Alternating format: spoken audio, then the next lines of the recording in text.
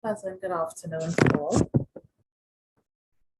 Executive representatives of the Ministry of Education, Dr. Andrew Hunt, Chairman of the NIHERST Board of Governors, members of the NIHERST Board of Governors, Mrs. Marlene Lord-Lewis, President of NIHERST, Dr. Astral Webb, Chair of RAPTT, distinguished panelists, Ms. Lovan Superville, Acting Vice President, Science and Technology, NIHERST, Ms. Rianne Rollock, Senior Specialist at NIHERST, members of staff of NIHERST and RAPTT, principals, teachers, parents, guardians, and students. Good afternoon. My name is Candice Hector, Manager, Marketing and Communications at NIHERST, and I will be your co-moderator today, joined by Ms. Rianne Rollock, our Senior Specialist, also at NIHERST. It is indeed our pleasure to be a part of such a milestone event whereby science, technology, and innovation can be showcased to our nation's youth, while also highlighting the endless education and career possibilities available through our diaspora network. On behalf of NIHERST and RAPTT, we welcome you to our webinar, Getting to Know About Your Future in STEAM. By being a part of this awareness session, you will certainly be provided with the necessary tools to equip yourself to achieve your goals. I also wish to extend a heartfelt thank you to everyone here this afternoon for taking the time to be with us. However, before we begin, we do have a short poll that we wish for you to complete. It should take less than 1 minute, and the poll should be on your screen shortly.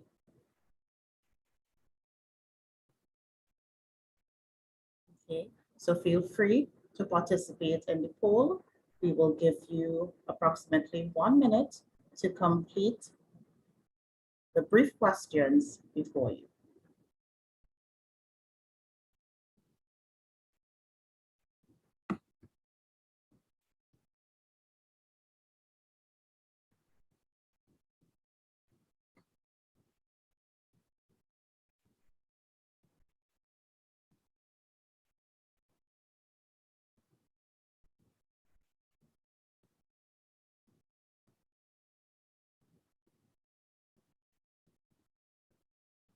Okay, so thank you so much for participating in our poll. Now, to give some opening remarks, I introduce to you Mrs. Marlene Lord-Lewis, President of NIHERST. Mrs. Lord-Lewis is a proven leader with extensive experience in strategy formulation, negotiations, process engineering, and business development. Mrs. Lord-Lewis was appointed in 2019 by the President of the Republic of Trinidad and Tobago, Her Excellency Paula May Weeks, to lead the implementation of NIHERST strategic plan and shape the national policy that fosters, cultivates, and recognizes innovation, creativity, and culture for excellence in science, technology, and innovation. Mrs. Lord-Lewis has held executive leadership roles and successfully steered major project developments and implementations across the oil and gas sector. Mrs. Lord-Lewis holds a BSc in Chemical Engineering with honors and an MSc Production, Engineering and Management, both from the University of the West Indies, as well as a Master's of Business Administration from Andrews University, Michigan, United States of America. I now introduce to you Mrs. Marlene Lord-Lewis.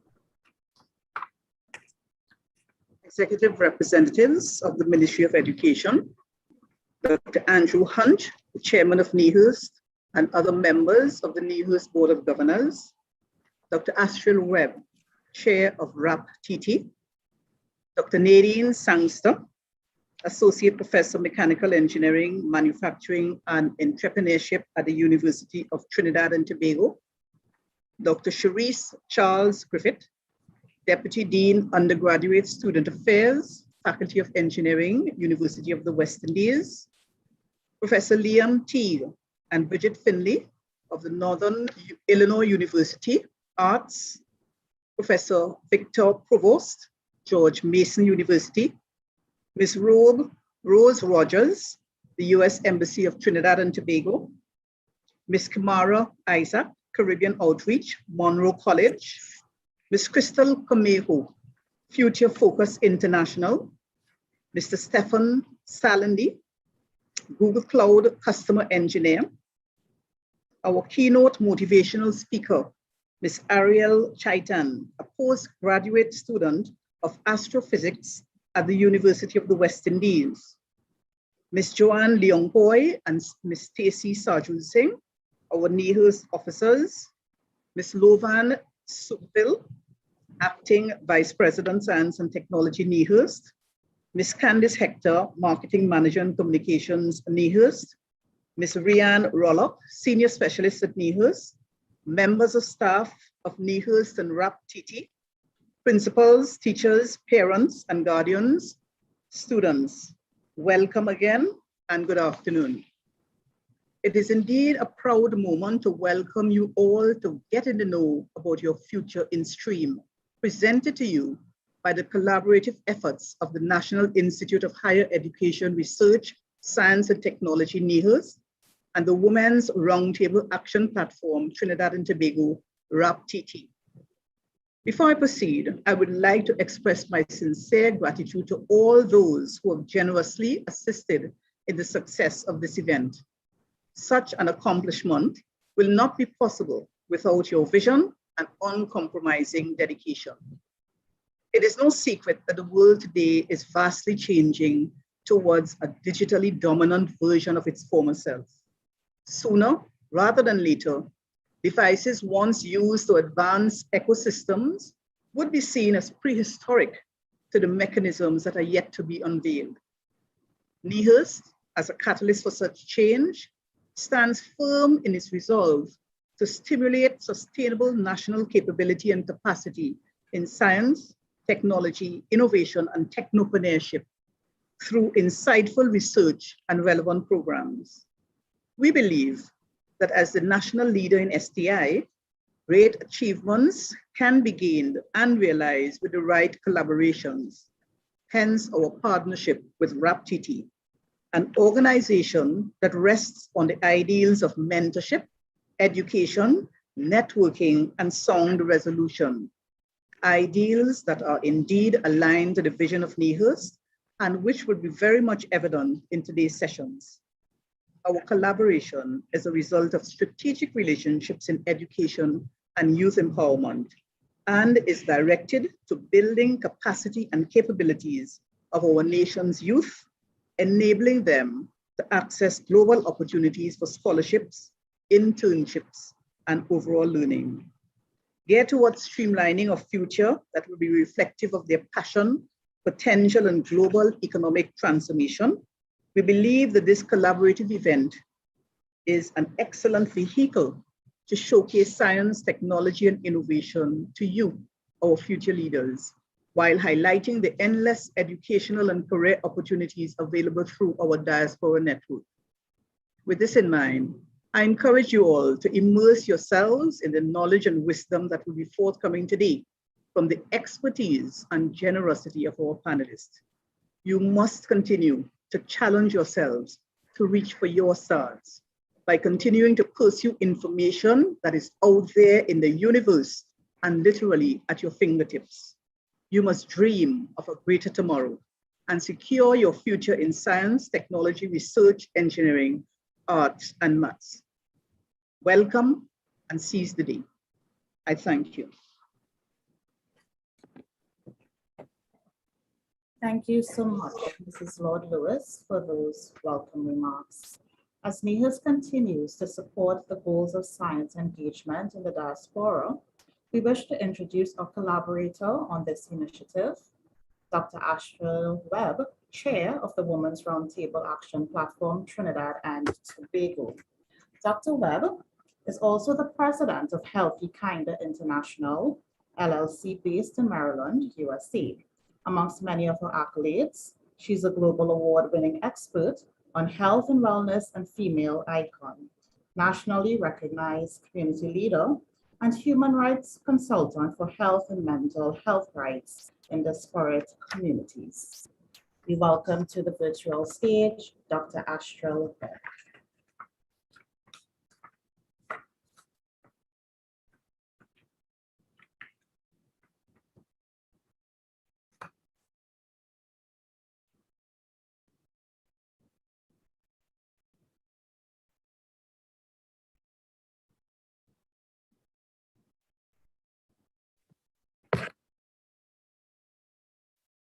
Afternoon and greetings.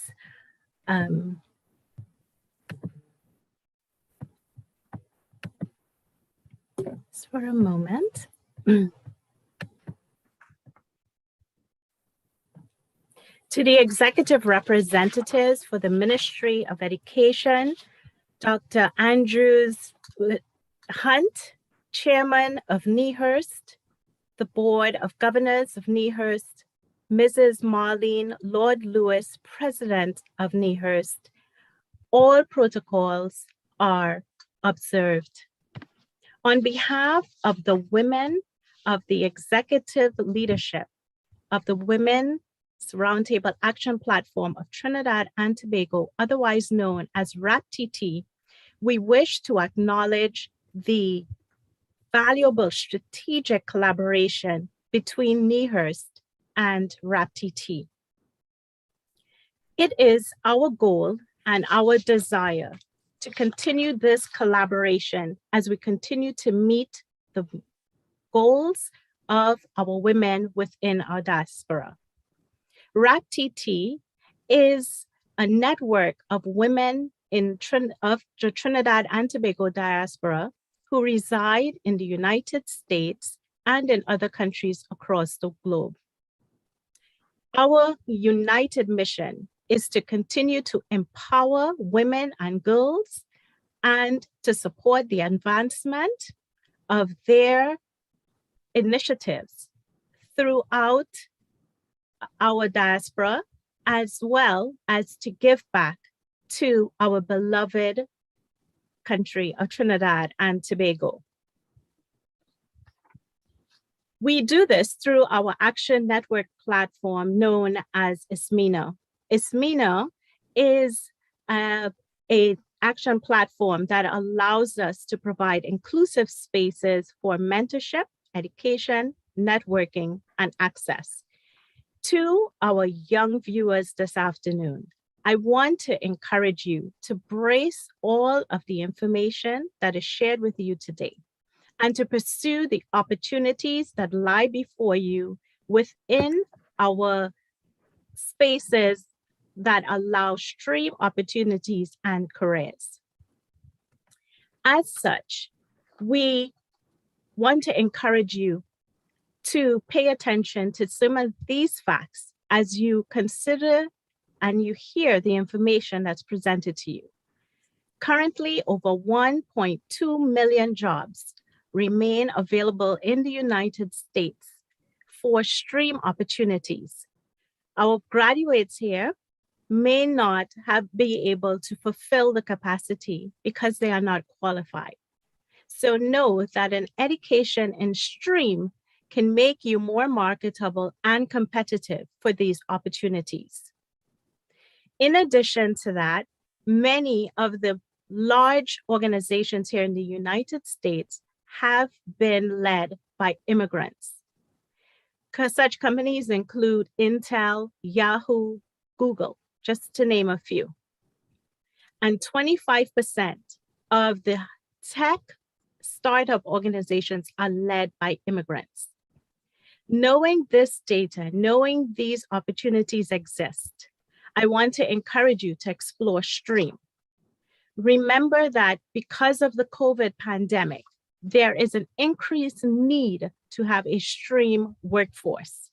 Opportunities in health and information technology, vaccinations, and so many IT platforms where we need the development of apps for dealing with patients and looking at artificial intelligence in our technology as we move forward. I also want to encourage you, as you listen to all of the speakers today, that you know that there is a place and an opportunity for you to achieve success through the STEAM networks. Remember that a great scientific professional is not only one with a science background, but an individual who has the attributes of creativity as well as curiosity. And if that is you, for those of you who are tertiary bound students who are considering STEAM, then STREAM is definitely a future career in your path. And lastly, I want to remind you, we must be innovative and creative in our world today. And I encourage you to embrace the arts and the humanities. Last statistic I want to leave with you is that research demonstrates that we will need to fill 3.3 million jobs in STREAM by the year 2030. And I hope that those of you who are listening would be those who would fill the position. I thank you on behalf of RAPTT.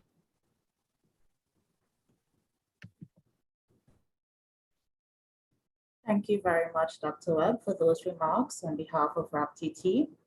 We'll now like to invite Ms. Joanne Leong-Poi and Ms. Stacey Ansar-Drusing of NIHERST to share some details on the Institute's fellowship and STREAM opportunities. Ms. Leong-Poi has extensive experience in science, technology, innovation, environment, and project management at NIHERST. She develops new initiatives at the Fab Lab and has led projects such as the Deep Sea and Natural Wonders of the Caribbean. She is also the Trinidad and Tobago Liaison Officer for the International Center for Engineering and Biotechnology, ICGEB. Ms. Stacey Ansar-Drusing manages and coordinates the NASA and NYSC scholarship programs at NIHERST. She is also the project lead for the Icons in Science and Technology series, Caribbean Icons, and Caribbean Women in Science and Technology. I now welcome both Ms. Ansar-Drusing and Ms. Leong-Poi to the virtual stage. Thank you, Candice, and good afternoon, distinguished speakers and participants. Today, NIHERST wishes to take the opportunity to provide you with some information on the STI, we may also say STREAM opportunities that are facilitated by us in partnership with various international organizations. Okay, so this is the outline of the programs that we'll be speaking on. The International Center for Genetic Engineering and Biotechnology, also known as ICGEB, NASA International Internship Program, and the National Youth Science Camp. So I'll now take you through the opportunities available through ICGEB. Okay, so ICGEB is a unique and autonomous intergovernmental organization that was established in 1994. It is headquartered in Trieste, Italy, and it hosts 46 state-of-the-art laboratories in Italy, India, and South Africa. It plays a key role in biotechnology worldwide for excellence in research, training, and technology transfer to industry, and its operations are aligned to the United Nations system and Sustainable Development Goals.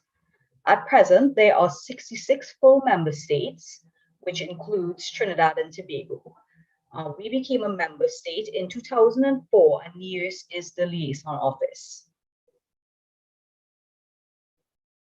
So the fields of interest at ICGEB that fall within the realm of life sciences include biomedicine, biopharmaceuticals, biopesticides, biofuel production, environmental protection or remediation, and crop improvement, to name some. And since our membership to present, we have benefited via research and capacity building in topics such as diabetes, bioinformatics, biomedical sciences, virus evolution, and molecular epidemiology. So the three main opportunities that are available through ICGEB on an annual basis include fellowships, meetings and courses, and grants. The latter two, however, are geared towards active researchers. So for the purpose of today's audience, I will focus on the fellowship opportunities. So these fellowships enable research in a world-class scientific environment, and they allow for participation in ICGEB meetings, seminars, and journal clubs. There are 2 deadlines each year for most of these opportunities, ICGB's deadline. However, as the liaison office, we are required to endorse all applications that come through Trinidad and Tobago, and we therefore set an earlier deadline of about a month or 2 to allow for these internal endorsement processes.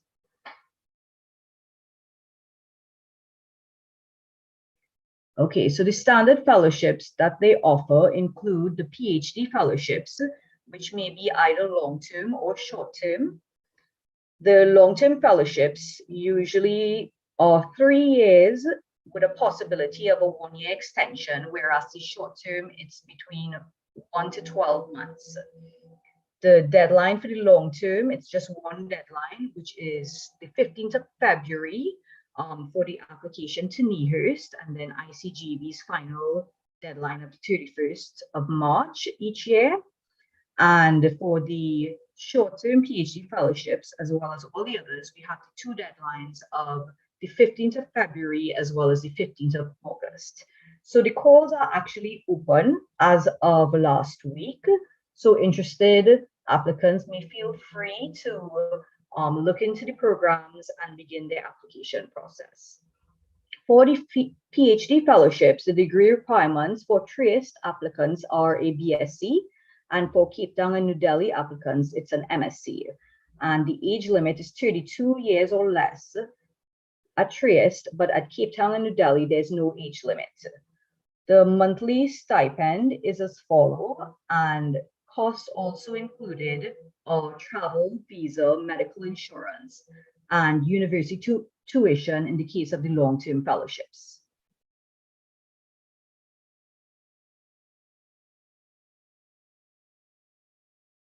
Okay, so our postdoc fellowships are 2 years in the long-term instance and 1 to 6 months for the short-term instance. We have the same deadline, and the degree requirements are a recent PhD or at least 3 years research experience. Preference is given to persons 35 years or less, and the stipend is as follows. And the package also includes travel, visa, medical insurance, and research costs in the case of long-term fellowships. Okay, and the last fellowship opportunity that's offered each year is the SMART Fellowship, which aims to promote collaboration among researchers in ICGEB member countries. This targets early stage scientists who wish to spend between 3 to 9 months at a research institution in an ICGEB member state other than their own. There's no age limit. However, preference is given to young scientists at the beginning of their research career. Applicants should either be registered for a PhD or have obtained their PhD degree within the last 5 years and be actively working in a research institution. Young scientists may also apply once there's an MSc or an equivalent qualification. The stipend range is $800 to $1,500 per month, and the fellowship covers travel, health, and subsistence. And at the recommendation of the ICGEB Fellowship Committee, a US $500 monthly bench fee may also be included. So in addition to the aforementioned fellowship opportunities, there are occasionally special opportunities. Hi, Joanne. Hi. Joanne. Hi, yes. I think we should wrap up your portion now and move on to Stacy. Okay. Sorry to cut you. We just have a very tight schedule. Sure. I'm on my last slide. Okay. So as I was saying, special opportunities may apply, so you may visit the website below for more information on ICGEB fellowships or to apply. And final slide, I just wanted to highlight some of our previous successes of persons who have successfully been awarded the fellowship opportunity. So now I'll hand you over to Stacy to take you through the other topics.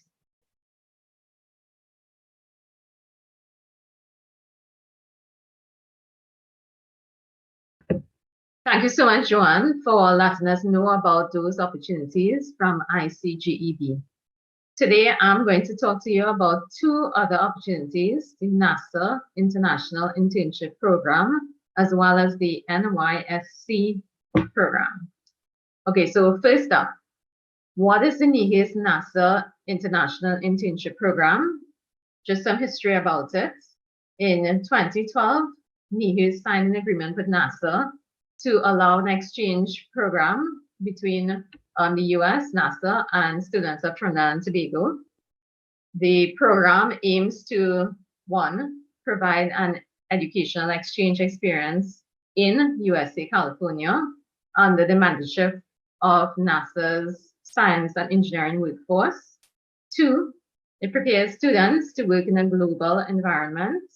And thirdly, it facilitates national development. Who should apply to the NIHERST NASA International Internship? Citizens of Trinidad and Tobago, university students currently enrolled in an undergraduate or postgraduate program. Students can be enrolled either in a local program or internationally. Students must have a minimum GPA of 3.0. There must be a demonstrated interest in the space program and an exceptional promise to making a contribution to national development. How do I apply? Applications can be submitted online before the advertised deadline. For more information on these dates, please refer to the NIHERST NASA International Internship Project page. When will the camp be held? The camp is held for approximately 6 weeks during the June to August holidays. How much does it cost to attend?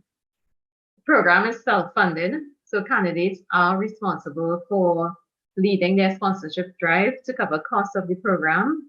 However, Shell will assist in partial funding for 4 local students. How many students are selected? NASA can select up to 10 interns per cycle. And this slide shows the 2019 delegates from Trinidad and Tobago, and we had 5 candidates. 3 were studying locally and 2 from abroad.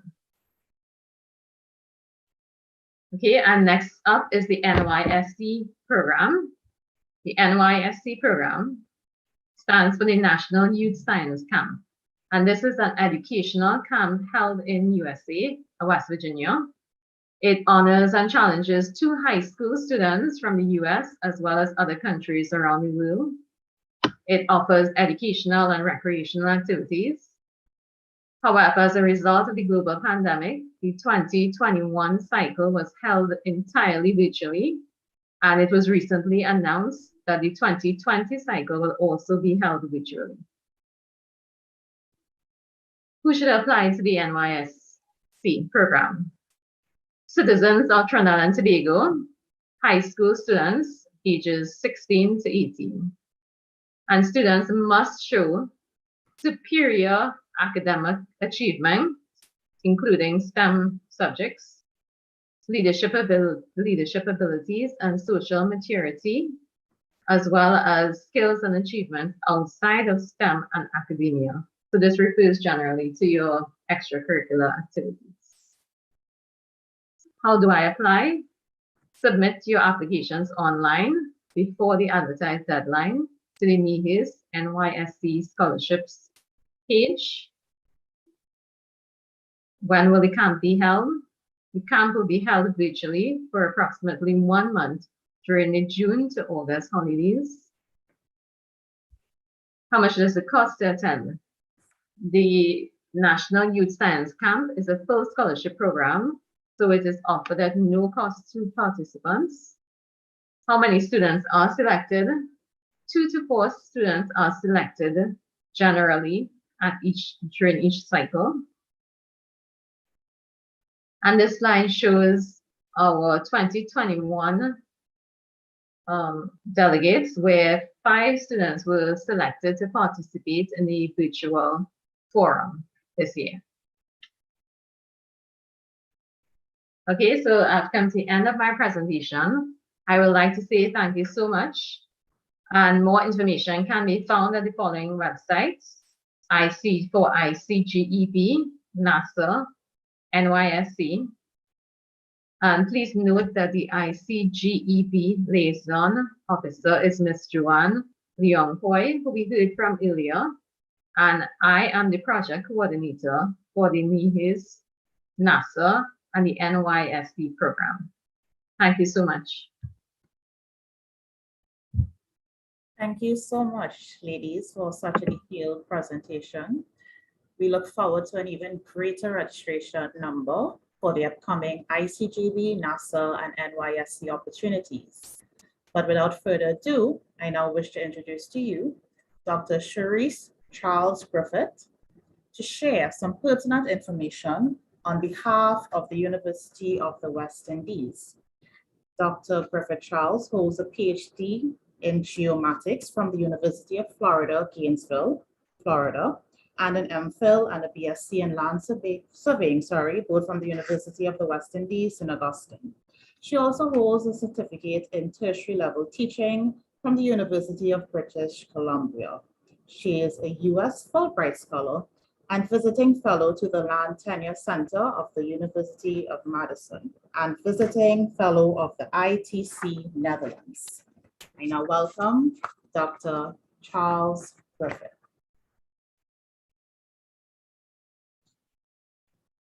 Good afternoon, all. Let me see if I can. Okay.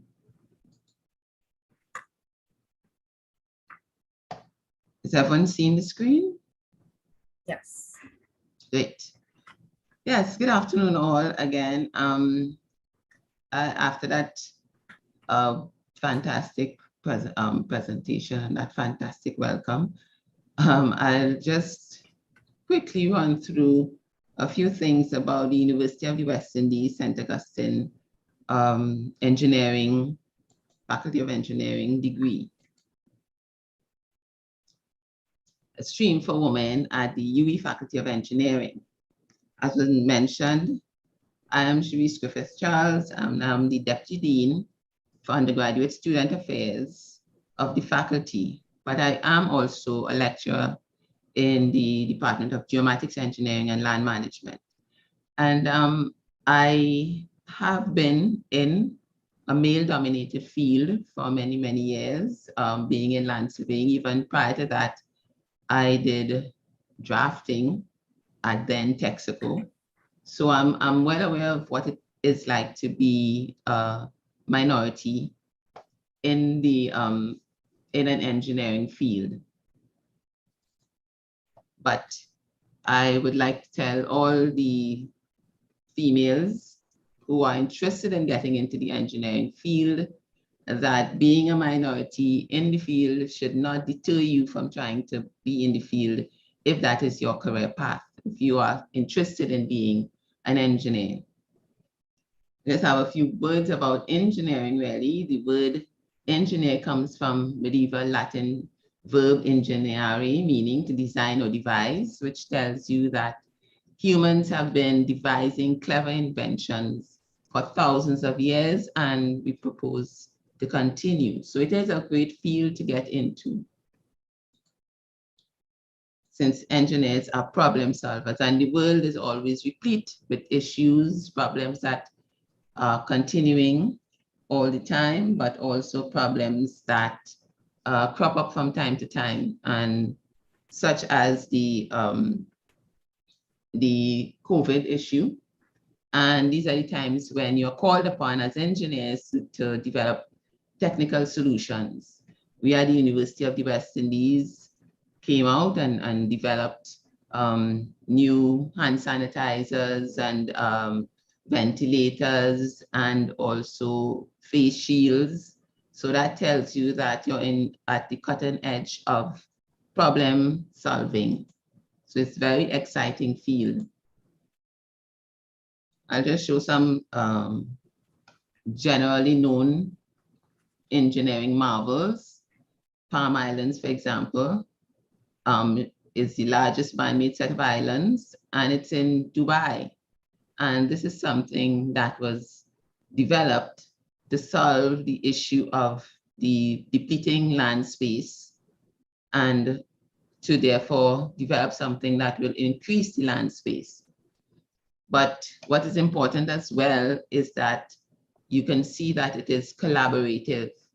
It's not only civil engineers will be taking part in it, but also probably hydrographic surveyors and mechanical engineers and other types of engineers. So in engineering, you have to be willing to collaborate and join the field as part of a collaborative effort. Even this one, the Millau Viaduct in France, you can see where it is a collaboration of mechanical engineers, geomatics engineers, civil engineers. As well, this the world's largest steel structure and one of the most energy efficient and environmentally friendly stadiums in the world. Again, it is showing you collaboration, and women tend to be very good at being collaborative and being part of a team. And this will therefore be supportive of those who have those characteristics. The Three Gorges Dam in China, again, a marvel in the world and a collaborative effort of different types of engineers.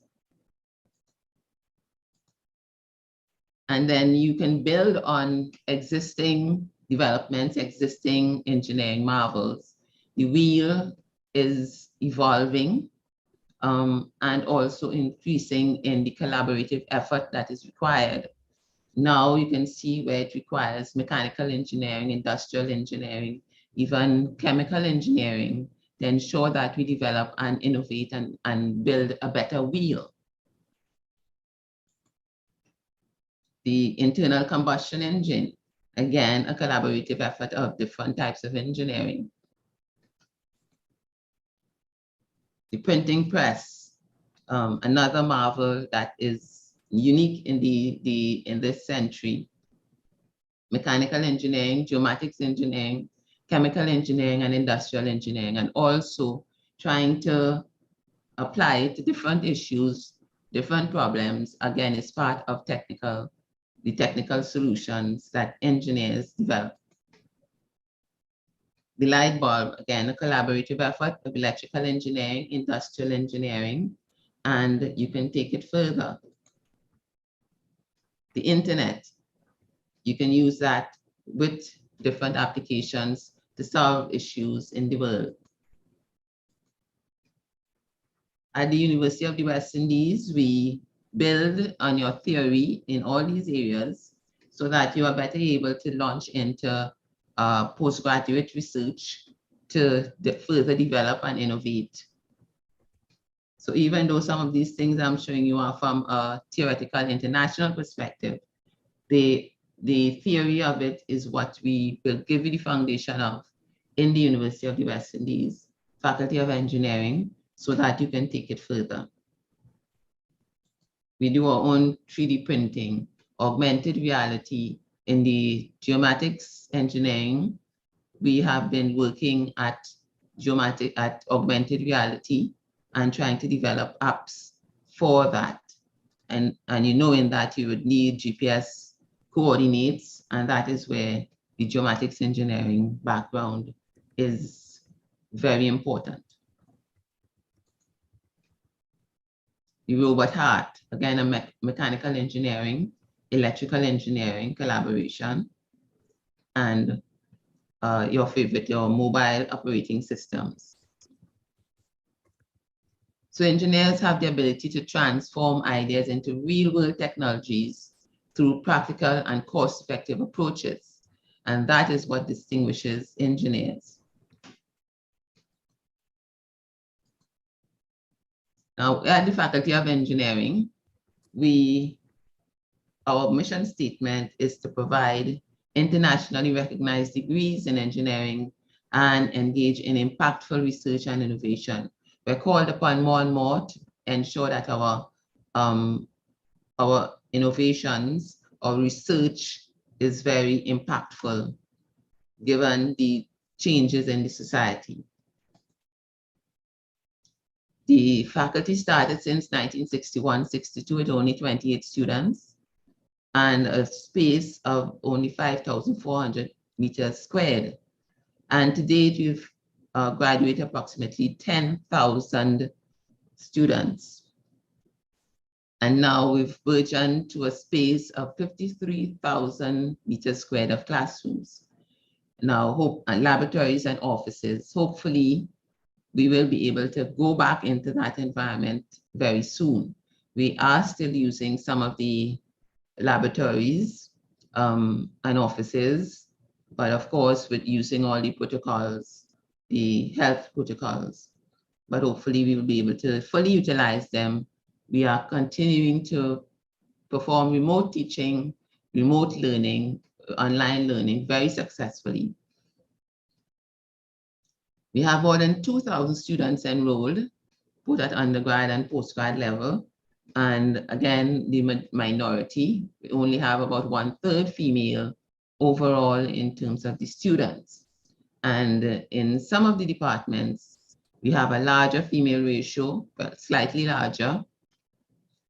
Chemical engineering, for example, civil engineering, land management, industrial engineering have slightly larger female ratios, and slightly smaller female ratios, aiming for 1.8, 1/8, I mean, or thereabouts in mechanical engineering, electrical engineering, and geomatics engineering.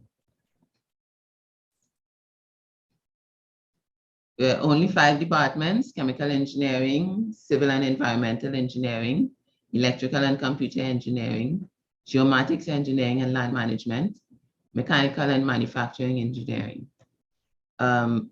Only one of the departments has a female head of department, and I don't think we haven't had a female dean of the faculty. So therefore, you can put that as one of your goals, your challenges, to come in and probably put that as your aim to be the first female dean of the faculty. We do have 10 programs: chemical and process engineering, civil with environmental engineering, electrical and computer engineering, geomatics, industrial engineering, land management, valuation, mechanical engineering with biosystems, and petroleum geoscience. So join us at the UWI, St. Augustine, and be part of that collaborative effort to apply principles of science and mathematics to develop economical solutions to technical problems. Our work is a link between scientific discoveries and commercial applications in pursuit of better societal or solving societal needs and consumer needs. Of course, everybody's worried about costs and funding. It looks rather scary at $74,000 per year, but it is really $18,000 TT would be the tuition fees, $1,465 for compulsory fees, and most of the others would be if you are probably a regional student and you want accommodation in country during the course of your year. So you're really looking at $18,000 plus $1,465 for your annual fee. And the compulsory fees will reduce for the second and third years. But we have a lot of scholarships and bursaries at the University of the West Indies, and we would recommend that you apply for as many as possible. Try to maintain your academic level. Some of them are merit-based, but some of them are needs-based. So you should try to apply for all of them. Keep on applying even if you aren't successful once, and you may benefit from these. I just want to put in a plug for the Fulbright Alumni Association of Trinidad and Tobago. currently the president of this group, and we don't provide funding, but we also assist the U.S. Embassy in administering their Fulbright funding, which is usually for postgraduate study. But part of it is coming back and mentoring the students, mentoring people in the society. So if you are female and you want to enter onto this career path, you have to be willing to also mentor other females on your return. Okay. Thank you so very much for listening to this presentation. Thank you, Dr. Griffiths, for such an insightful presentation and also highlighting the importance of collaboration in STREAM. Thank you again. We now wish to introduce to you Dr. Nadine Sangster. And Dr. Sangster is an associate professor in the Mechanical Engineering, Manufacturing and Entrepreneurship Unit at the University of Trinidad and Tobago, and has been with the university for over 15 years. She obtained a BSc and PhD in Mechanical Engineering from the University of West Indies St. Augustine campus. Coming to the virtual stage, Dr. Sangster.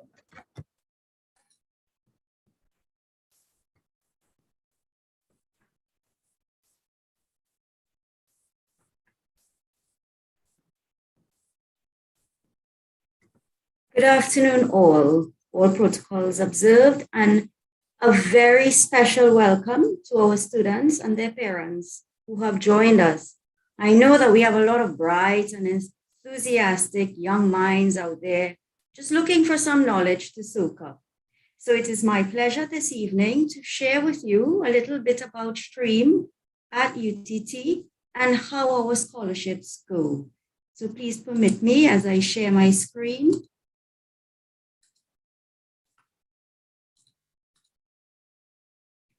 So I'm presenting on behalf of our president, who unfortunately could not be present, Professor Prakash Prasad. Our vision and mission are as follows. We want to be the premier university dedicated to the socio-economic transformation of Trinidad and Tobago with global reach and international standing. And if you read our mission, you will see some very, very interesting words in there.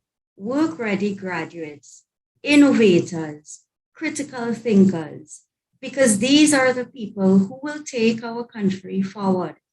And STREAM is right up there with our priorities, because those words are often associated with STREAM topics.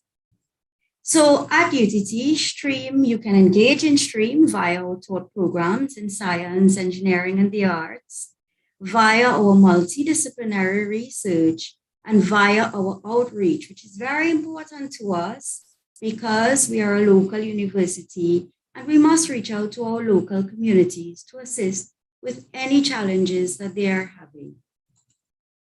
So for our taught programs, in many of our programs, you will find an entire suite which goes from certificate to master's level. So whether it be in engineering, whether it be in the arts, whether it be in food science, you will find a stream like this, for example. You would see a certificate program, a diploma program, a bachelor's program, and a master's program. So one example in engineering, we start students off, after they do their CSEC, etc.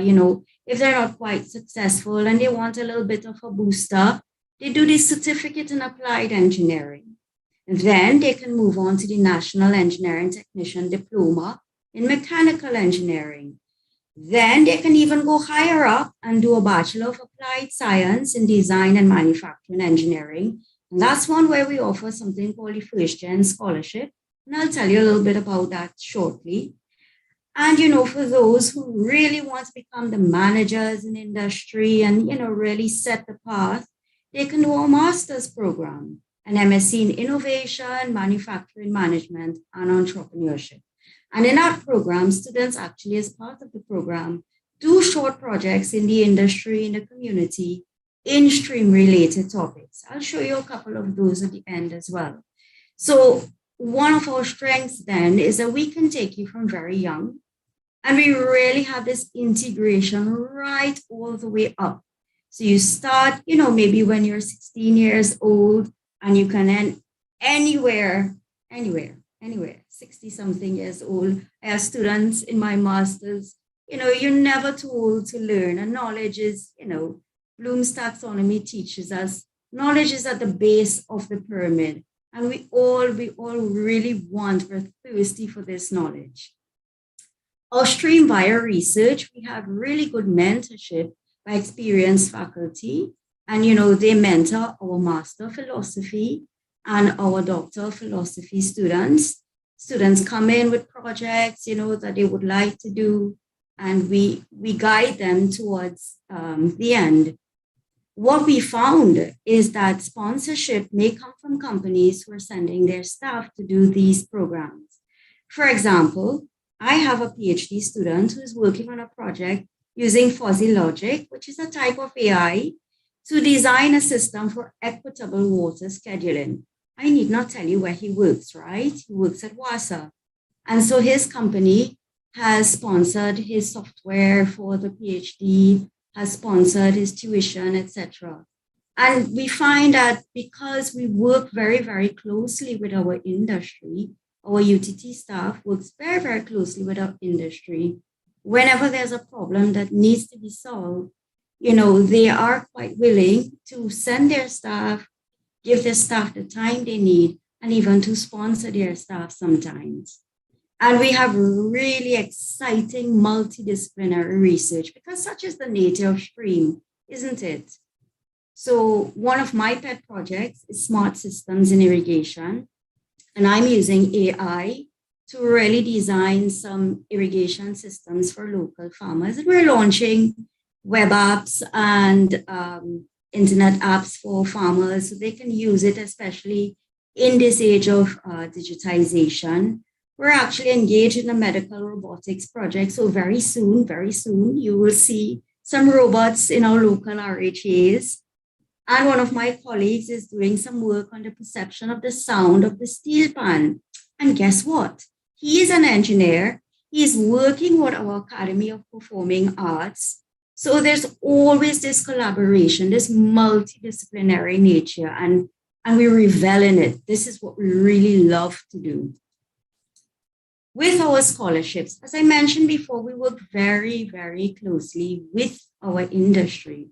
And so what we do is we actually look for scholarships from our private partners. So what you tend to find is that companies will come to us, and if they are in a particular location, in a particular field, they will give scholarships accordingly to do our programs at UTT. So some of these examples, one of the ones I really like is our first generation scholarship for students who would be their first in their family to pursue tertiary level education. And in fact, this is one that Angostura gave us.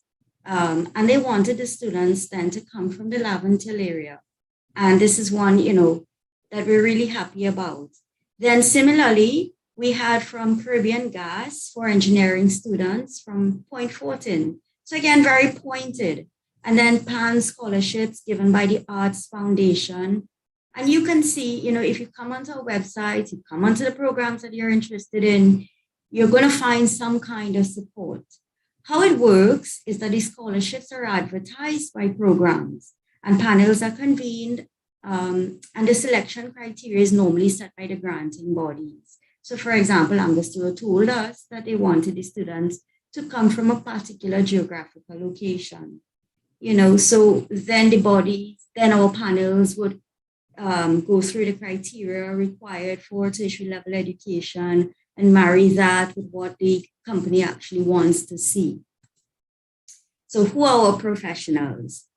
So we have very experienced faculty from our programs, and our graduates, they become the professionals. So I just wanted to show you a few of them. So you see here, one of the ones that we really like, it's a cricket bowling machine. And there you have a UTT staff and a PhD student. On the extreme end of the screen, you see a coconut tree climbing robot. So the robot climbs the tree, picks the coconut, and drops them. And he doesn't quite carry them down yet, but it's really clever. You visit our website, and this video is really exciting to see. So this was one of our students. He's now a graduate. And the middle one, this is our students who worked on a revitalization of the entry to the Carney Bird Sanctuary. Because as I said, outreach to the community is very important. So they worked, they got all the plants, they worked with the BAF researchers, etc., out of our ECIAF campus, and they got the plants, etc. They brought out some community members, they replanted, etc., because the regional corporation told us that they thought that the Carney Bird Sanctuary needed some livening up. And, we did similar work in the markets, etc., with layouts, etc. It's really applying all of your stream topics to our community projects. And we're really, really very excited about all of those. So I thank you very much for your attention and your time to listen to me this evening. Thank you so much. We are truly appreciative of the time that you took to present today, and the information was definitely well received. Thank you. We now wish to bring to the virtual stage Ms. Rose Rogers, the Assistant Public Affairs Officer at the U.S. Embassy, of Trinidad and Tobago. Ms. Rogers. She is, I'm giving you some insight into Ms. Rogers. I'm seeing you. Hello, good afternoon, everyone. I am going to share screen. Let's see. Give me 2 seconds. Oh.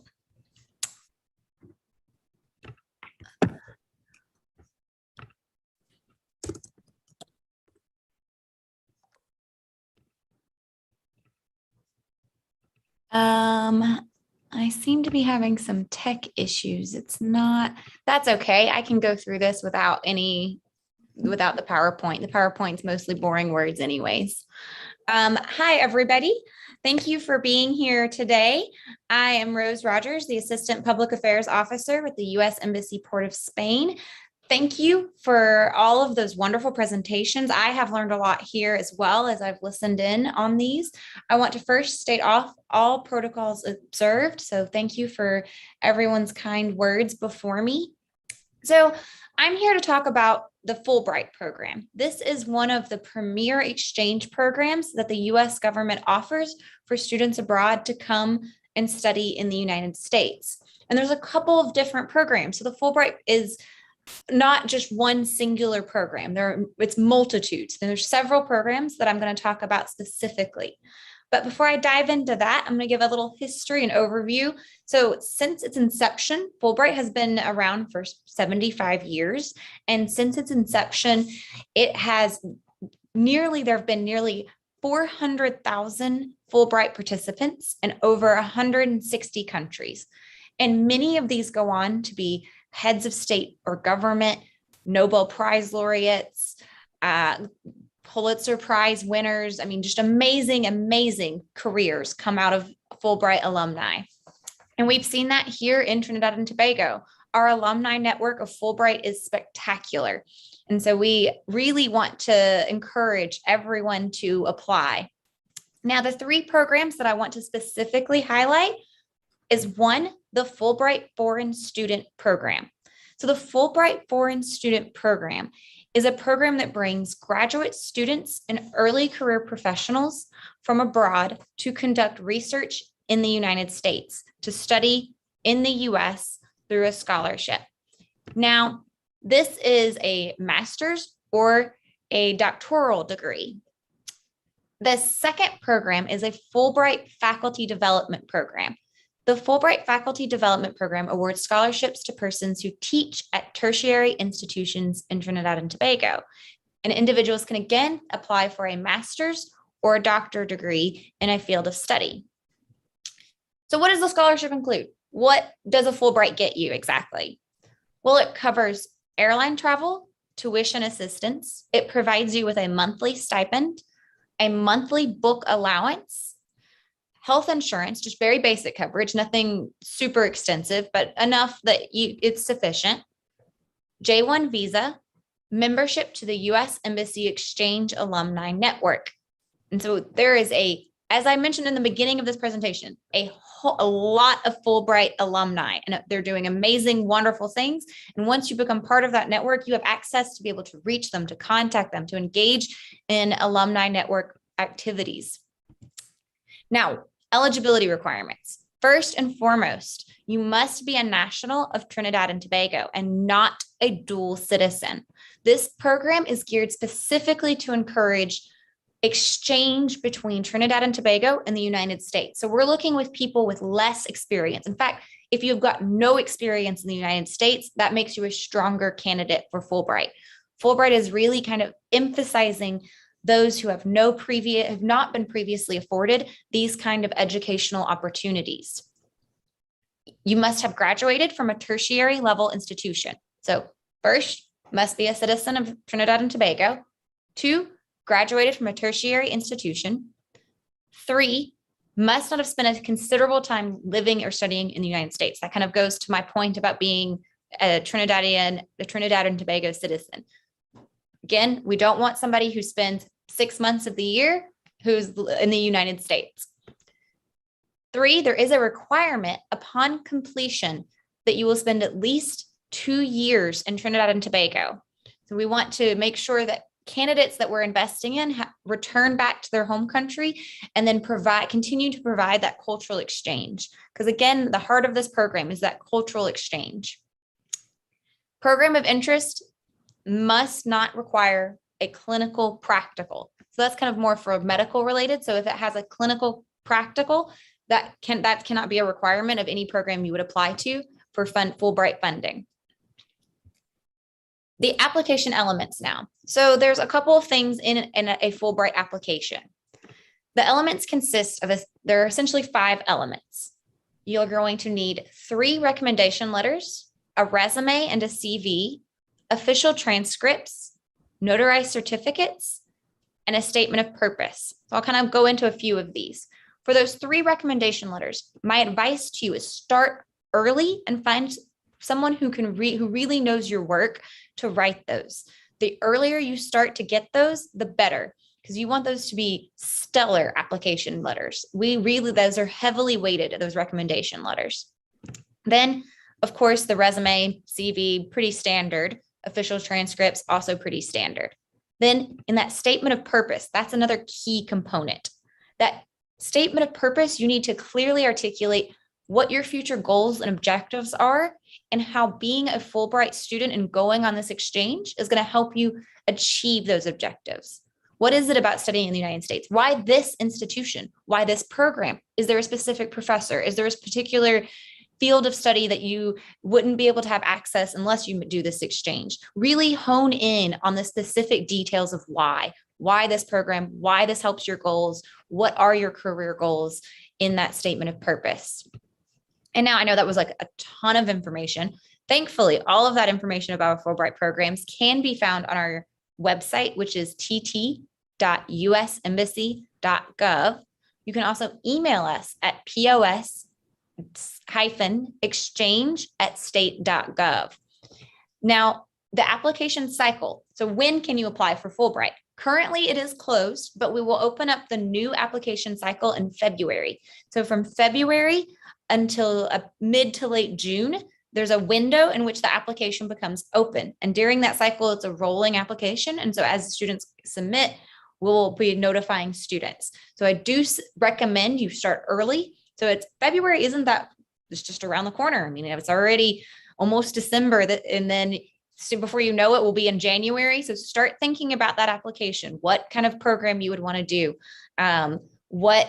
Who do you want to write your recommendation letters? The earlier you start on this process, the better. Because trust me, you don't want to wait until June and the deadline comes around and you're asking professors last second, can you write this letter of recommendation for me? really, I cannot emphasize, my number one advice for this application process is start early.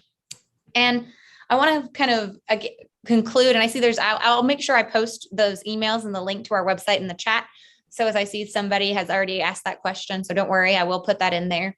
But that email is, and here I will say it one more time, posexchange@state.gov. And I will post that in the chat for everybody. And I do encourage you to keep an eye out on our website. So when we open that application in February, you can immediately start working on it. And I want to kind of end my remarks with a quote from William Fulbright, who the fellowship is named after.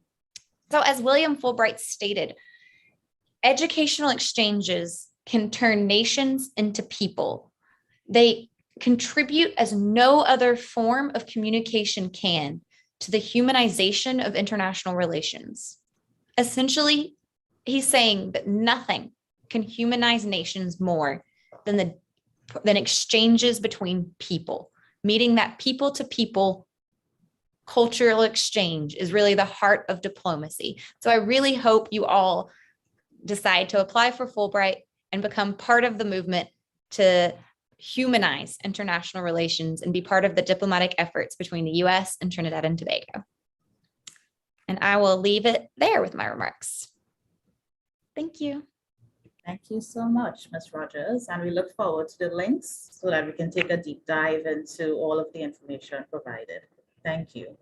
We now wish to introduce our NIU Arts representatives, Mr. Liam Teague. He's a professor of music and the head of Steel Pan at NIU, as well as Ms. Bridget Findley. She is the School of Music Admissions Coordinator, also at NIU. Welcome to the stage, Mr. Teague and Ms. Bridget Findley. Thank you very much. I hope everyone can hear me. Good afternoon, everyone. As the host mentioned, my name is Liam Teague. I'm a professor of music here at Northern Illinois University in DeKalb, Illinois, which is about 60 miles west of Chicago. As you can all tell, hopefully, I'm originally from Trinidad and Tobago, and I actually obtained my degrees at NIU many moons ago. And our program is the very first collegiate program in the world where students could get bachelor's and master's degrees in music with a specific emphasis on the steel pan. So we have a long history of having students from all over the world, including Trinidad and Tobago and elsewhere in the Caribbean, come here to study. And once they secure their respective degrees, many of them will go back to their home countries and contribute. My particular focus is really about breaking down barriers and being innovative. My particular approach to teaching is very holistic, and I try to prepare students for life beyond NIU, hopefully providing them with tools that are essential to being successful in the real world. So that can encompass the study of improvisation, arranging, composing, is being as versatile as possible on the instrument. And so, as I mentioned, we've had many students come from Trinidad and Tobago, and they've gone on to teach at institutions like the University of Trinidad and Tobago, the University of the West Indies. So I'd like to turn the floor over to my colleague, Bridget Findley, who will speak to you more about the admissions process and scholarship opportunities, etc. Thank you, everyone. Awesome. Thank you so much, Professor Teague. Hello, everyone. My name is Bridget Findley. I'm the School of Music Admissions Coordinator here at NIU. There's a lot of great information that we can share here. I'm going to go ahead and share my screen. This presentation has been sent to our wonderful organizers as well. So if there is more information or you have follow-up questions, please do not hesitate to reach out.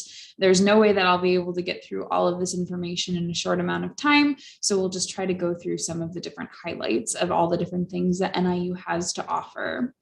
As Professor Teague briefly mentioned, NIU is 65 miles west of Chicago, but some of the other great things about why NIU is so fantastic is you're getting the best of both worlds. You get personalized instruction, dedicated time with your faculty members. You're in a smaller, tight-knit community, especially within the School of Music, but you have the benefits of being at a larger research institution, lots of great opportunities for our students to be involved. You have an extremely talented faculty. We've got multiple Fulbright scholars, Grammy Award winners, Downbeat Award winners, and there's numerous opportunities for you to learn about improvisation, composing, collaborations, recording, editing. You can learn new instruments. You can continue your studies in steel pan, or if there's another primary instrument, there's so many different ways for you to get involved and pursue different opportunities here at NIU. We have a variety of undergraduate music programs. We have our Bachelor of Music, our Bachelor of Arts in Music, and a music minor. So if those of you are thinking about just going to college and pursuing a bachelor's degree, there are numerous opportunities there. If you're focusing on that, it is a two-step process. Students are required to apply for general admission to NIU. Our priority merit scholarship deadline is coming up December 1st. And then students have the opportunity to apply and audition for the School of Music. That audition deadline is February 23rd. We have 4 main audition dates that are happening in February, but we can work with students to find an alternative audition date. And we have both in-person and virtual opportunities available for auditions. And there are different music scholarships available for students as well. So what's most important for students to remember is that you can get merit scholarships, which are based on your academics and how well you've done in school, but then you can also receive a talent award when you're auditioning for the School of Music if you're an undergraduate student. Professor Teague also mentioned what we have graduate programs here at NIU, so you can focus on a Master of Music with a variety of different emphases, performance being one of them. We also have a performer's certificate, which is kind of a step beyond a Master's of Music, another great opportunity for our students. Again, it is a 2-step application and audition process, but instead of a general undergraduate application, students apply to the graduate school and then only schedule an audition for the School of Music. My colleague, Professor Jim Brown, he was unable to join us today, but his contact information is on this slide, and students will work with me regarding an audition. I am here to be your point person as you go through this entire process, from visiting, answering questions, auditioning, and helping you get adjusted when you're here at NIU. If I don't know the answer to one of your questions, I'm happy to get you in contact with the individuals that might. Graduate funding, there's lots of opportunities available as well. This works a little bit differently than our undergraduate funding. Students can apply for an assistantship or a tuition waiver. We encourage students to apply for both, and that does have a deadline of March 15th. So it is a very quick process when students are applying for graduate funding here. But again, we're happy to answer any of those questions. This slide specifically has some different links and contact information. Again, I really encourage you to come back and review this presentation. It's been shared with our wonderful hosts, so that way you can learn more about the specific resources as you're applying for visas and going through those additional requirements. I'm not as well versed in some of the specifics, but again, I'm happy to be that liaison, connect you with the individuals that can further assist you. Lots of different ensemble opportunities for students to get involved in here at the School of Music. We encourage students to try a whole host of different things, focus on your main area of focus, but then also try something new. There's more information about how lessons work. That's your dedicated time to really focus in on your specific craft. So if you're coming here to study steel pan, you get to have an hour lesson with Professor Teague every week. So that's a really great opportunity for our students as well. And then there's lots of different opportunities for students to find different internships or potentially employment. Sometimes there is a work-study eligibility for different job opportunities, but there's a really great avenue through the Community School of the Arts where students can potentially teach lessons and get some of that additional experience. We encourage you to set up a visit if you're able to come and visit us at some point. We also have those virtual options as well. So happy to connect with you virtually, set up a time for us to talk further about your application and audition process, potentially even set up a lesson with Professor Teague as his schedule allows. So we really encourage you to reach out and explore those different opportunities for us as well. My email is down at the bottom of the screen. We look forward to working with you, and please reach out with any questions. Thank you so much.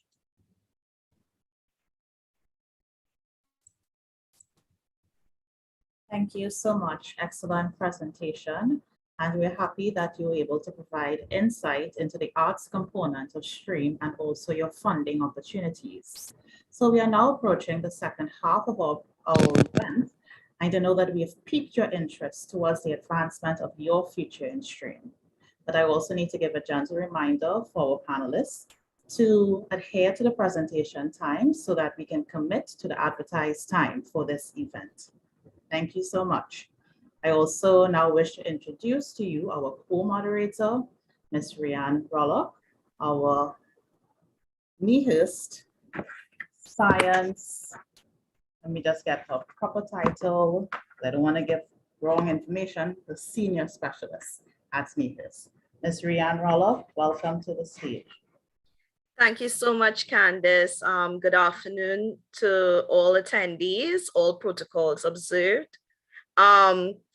I just want to say how happy I am to be co-moderator, and especially I want to say a thank you to all our previous speakers.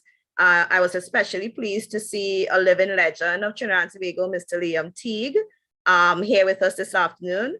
So thank you again to all these previous speakers, as mentioned earlier. My name is Rianne Rollock, and I am the Senior Specialist here at NIHERST. We'll move right along with our speakers in the program. We now wish to introduce to you Professor Victor Provost of George Mason University. Mr. Provost is an adjunct professor of music at George Mason University, where he is also the director of the Steel Pan Ensemble. He is recognized as a global master of the steel pan and has played on numerous international stages. Please join me in welcoming Professor Provost. Good afternoon, everyone. What a pleasure and an honor it is to be here among such distinguished guests. So many letters after everybody's name, it's a bit intimidating. And I want to say a very special good afternoon to my very good friend, Professor Liam Teague at Northern Illinois University. I just want to give you some very basic information, some quick information about our program here at George Mason University. And if you hear some squeals and shouts in the background, that is my very own 10-month-old cheering section. So this is we're in the work from home era. So George Mason University is located in Fairfax, Virginia. It's about 15 miles west of the capital of the United States, of Washington, D.C. It is the largest public research university in Virginia. We have about 38,000 students.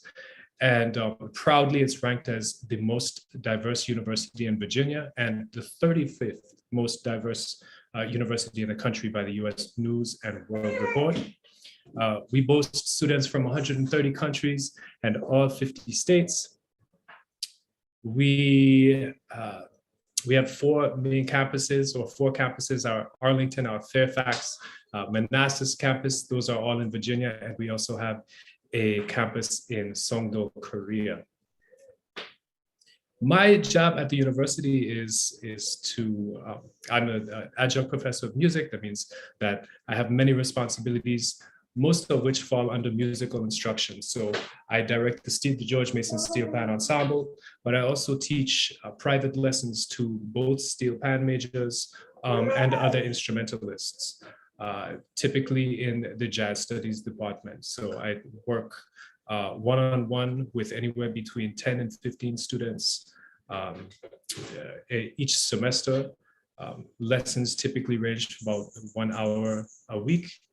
I also teach a jazz improvisation class, and occasionally a few other classroom classes. So I would like to share this video presentation with you. This was actually part of a class project for some students of mine that I think does a very good job of highlighting the program and is much more exciting than listening to me speak. So I'm going to do that now.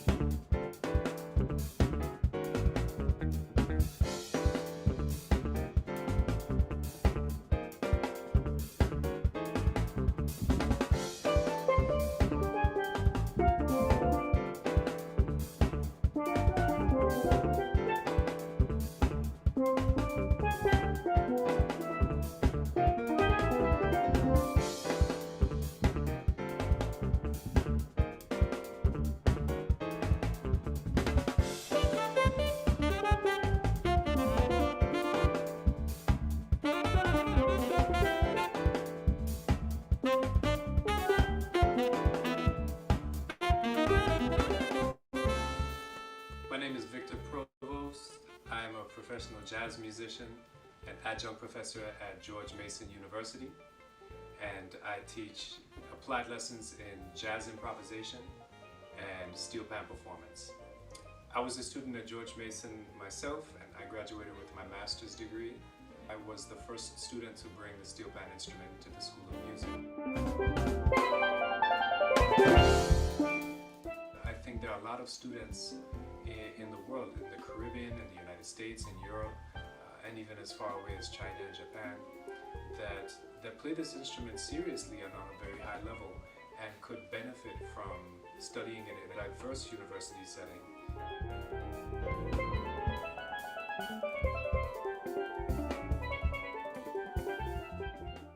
My name is LJ Brathwaite. I'm a freshman at the George Mason University pursuing my Jazz Studies bachelor's degree.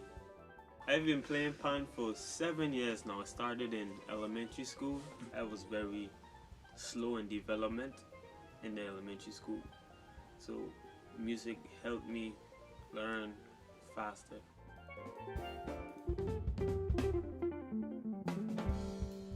Well, my name is Abias Canterbury. I'm from Trinidad and Tobago. I am a first year graduate student at George Mason University, and I'm happy to be here and really make my dreams come true, because at the end of the day, this is a dream that I always wanted to do, and I have the opportunity now to live it. So I try to grasp it. Check out this school because Victor teaches here. My name is Dominic Lewis. I am from Barbados, and I am also a music major, concentration in jazz studies, and I play the steel drums. I had no idea, like, just the wide array of instruments that were involved, that could be involved in jazz, first of all. And so that's what the US really did for me. It opened my eyes to just how varied jazz could be. So come join them. Come join us. Come join.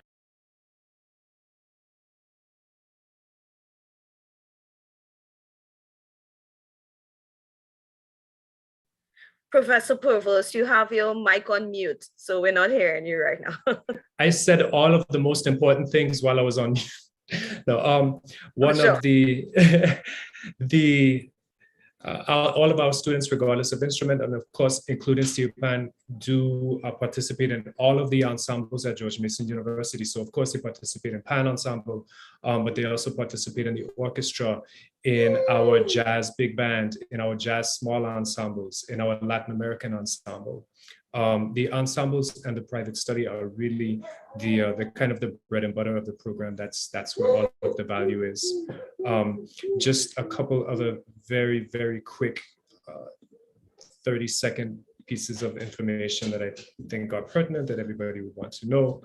The first is tuition.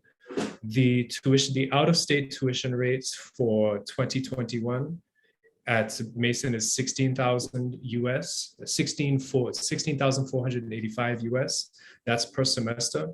It's daunting. It can seem like quite a large sum of money. I will say that our students, and specifically my students, the pan ensemble students, the steel pan majors, or concentrations, excuse me, have historically been awarded some pretty significant scholarship dollars. There's a particular, we want to encourage these students to come to Mason, so they have a lot of backing, financial and otherwise. So my contact information can be found here, victor.provost@gmu.edu. You can also do vprovost@gmu.edu. And you can also find me all over the internet in different places, victorprovost.com and all of the other places. So thank you all so much. Appreciate the opportunity to be here this afternoon. Thank you so much, Professor Provost. Thank you for sharing. I'm sure all the attendees really enjoyed that video presentation.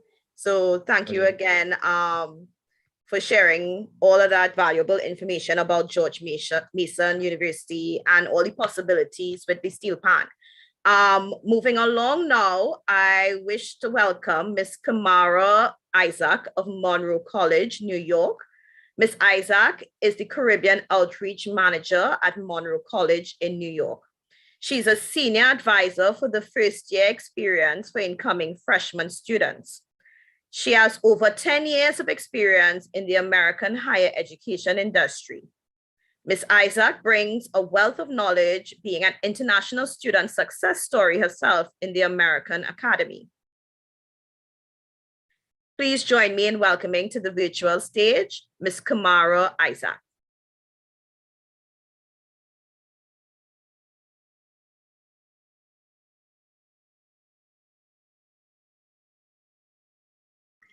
Hello, everyone. I hope you guys can see me very clearly. Let me know if you can see me by saying that in the chat. And as you guys know, my name is Kimara Isaac. I am going to start sharing my screen right now, so that way we can get on.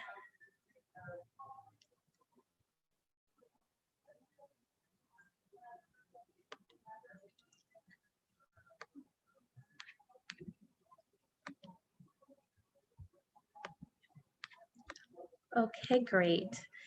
So I think you guys are seeing my screen now. So I'm just going to go ahead and talk a little bit about myself and a little bit about Monroe College and some of the programs that they have to offer.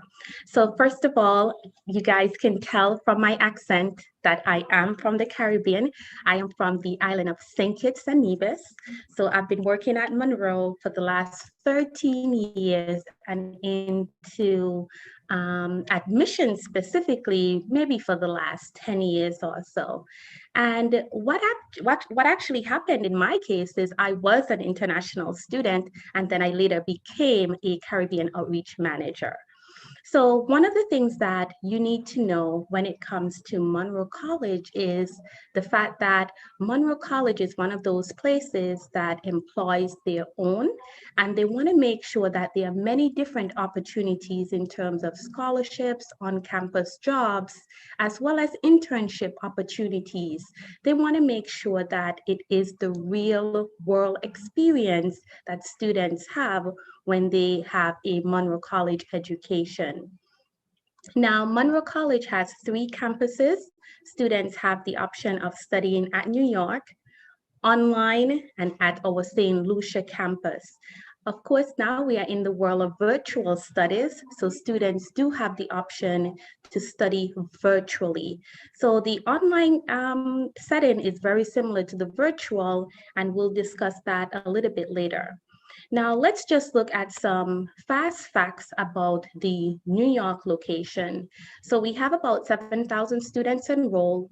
We have students from 90 plus nations. Monroe College is one of those places that it's small, it's unique, and it's very diverse. So we get a lot of students coming from all over the world to Monroe. So as you see, we have quite a bit of international students at the institution, and we are ranked #1 in top performance for social mobility. So a lot of people come to Monroe College because they know that we do such a good job in terms of making sure that students start as well as graduate. Now, when it comes to the New York campus, here are some of the benefits of the New York campus. We also have traditional dorms. We have dorms for the younger students. We have dorms for the older students. And as we know, we as international students, when we travel abroad, it is always nice for us to know that we have somewhere comfortable that we can live, being away from our families and friends. So I wanted to make sure that I put that on there. When it comes to the online component, it is 100% online. You have 24-hour access to your classes. You can sign up for tutoring. And the beauty about online is that whatever you decide to do, whatever your program you decide to do, it's fully online, and it's just as if you would have studied in person. No one would even know that you studied online unless you actually mention it to them. So that's the beauty of doing online. If you choose not to leave home and just enroll in a direct online degree program. Many of my Caribbean students have been taking this option due to the pandemic, and now that they have the option to travel, they're just so accustomed to doing things online. That's what they're doing. And then we have our St. Lucia campus. Many of the persons here in the US, they actually want to have that Caribbean experience. So we offer the same programs at our St. Lucia campus. And the beauty about that is that St. Lucia, as you would see, is offered at a discounted rate for international students. So just by being an international student studying at our St. Lucia campus, you'll notice that the cost is different. So I talked about making sure that we have that real world experience. We make sure that students have that hands-on experience. And this is seen in some of the facilities that we have around campus. We're talking about the nursing simulations, law enforcement training, where we're talking about a mock course room, a simulator. We have the dining lab where our culinary students study and actually operate a fine dining restaurant in the evening, and in the daytime they operate a pastry kiosk. Now, you're probably thinking, what are some of the areas in which students can focus? These are all of our different schools and programs at the college. And as you know, if you zoom into any of the different schools, you would find additional programs. We do offer a master's degree program as well. There are several programs in which students can choose from. And one of the most unique things about Monroe, that one thing that actually drew me to Monroe, was the fact that the study options were just so much different, right? So we're talking about being able to earn an associate's degree in 16 months, earning a bachelor degree in 2.5 years. And this is because we have an additional term every semester that is different, that most colleges simply don't have. So as you would see, if you're doing a traditional standard school, you may complete 30 credits in 1 year, but at Monroe, in 2 years, but at Monroe, you get the opportunity to add an additional 15 credits on that. So if you were generally doing 2 terms for 30 credits, you'll be now doing 3 terms for 45 credits.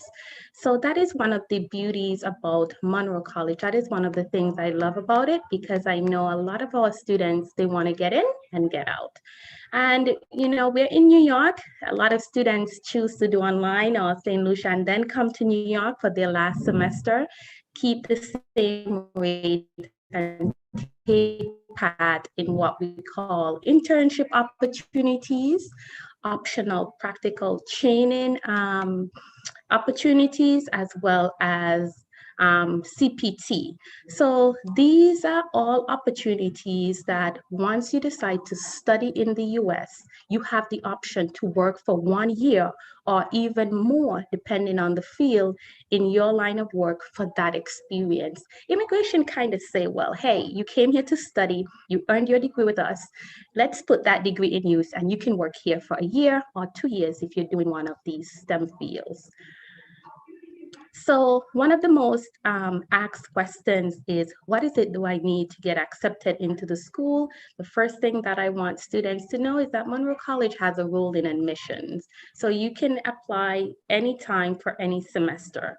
We do not recommend SATs. You can decide to share those with us. We do not require that, nor the GMAT for any of our programs. These are the general things that students will need to submit in order to be accepted into the college. And, you know, most importantly, let's now take a look at the cost, right? So when you're thinking about going to college here in New York, it's generally going to cost you about $50,000 if you're on the high end. Just on average, it's probably about $30,500. You can see where Monroe College comes in as most affordably ranked college. In 2020, 2013 to 2024. Because of these statistics, our tuition is still the same as it appears here today. All right, so when we talk about scholarship opportunities, what is it that you can get as an international student coming to Monroe? How is it that you can afford college? So the first thing that you want to think about is the fact that as an international student, you have to apply for a student visa. Now, in order for you to get that student visa, you must show immigration that you have been accepted to a college and that you have the money for your first year of education. So what happens is during that first time when you're applying for your visa, you have to show funds for 2 terms. So yes, you have to have all the monies up front for 2 terms before you can even think about applying for a visa, because that's just what the immigration wants. That's what they want to see. They're kind of saying, well, hey, you're going to come to the US to study. We want to see that you can afford at least your first year of studies. So students can benefit from scholarships ranging from $1,000 to $3,000 on the academic side. And we say scholarships because these are generally academically based scholarships. So this is where we are looking at, in some cases, the SAT scores, if students choose to share that. But in most cases, we are looking at the CXC examination. How many subjects did that student do? What were some of the grades that they got? This is how we really take a look and see the student's GPA and all of that.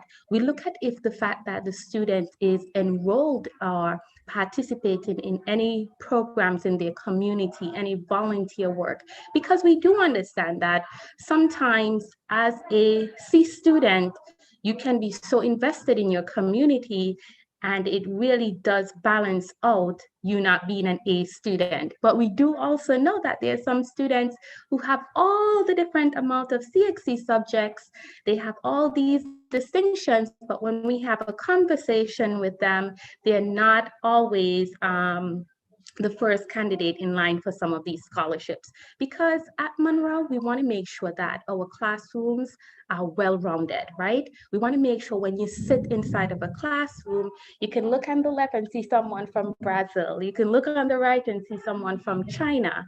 And that doesn't mean that all of these students are A students who get scholarship, but you want to make sure that you put your best foot forward, you get your CXC passes, and you apply. So what do you need to take advantage of these scholarships? Because as I mentioned, your scholarship can run from $1,000 to $3,000 per term, and that comes out to be about $3,000 to $9,000 a year if you're looking at it over the course of a year for 3 terms. You just need to make sure that you complete and you write a nice scholarship essay. Make sure that you get accepted into your program and make sure that you have that resume that shows this is everything that I've been doing. I know of opportunities as well where students may not have received an academic scholarship, but they receive a grant. The grant is generally a hardship grant. We do this at Monroe a lot. We realize that students may not have the academic grades. However, they are still in need of assistance and we give them as much assistance as we possibly can. And these are what we call the International Student Grant. We know that students are looking for funding and we have dedicated some amount of budget towards that. Many of our students who come in from the Caribbean island receive some type of International Student Grant because most of their situation really warrants the funds. They do need additional funds based on what they would have had from their parents, student loans, or even just personal sponsors. So when it comes to affordability, we are considered one of the most affordable colleges as well. But when you talk about the academic scholarships, when you talk about the international student grants, when you talk about just being able to go in and speak to a financial aid advisor to assist you with getting a grant for books, there are so many different things that we do at Monroe College that it is just not out there all on paper because we do so much. But as a student, myself, as a staff who has received some of these things, it is definitely beneficial for me to share some of these things with you. So I'll give you an example, and I'm going to wrap up my time because I know I'm probably going a little bit over. So when you look at the undergraduate cost for tuition and fees, that comes in about $16,500.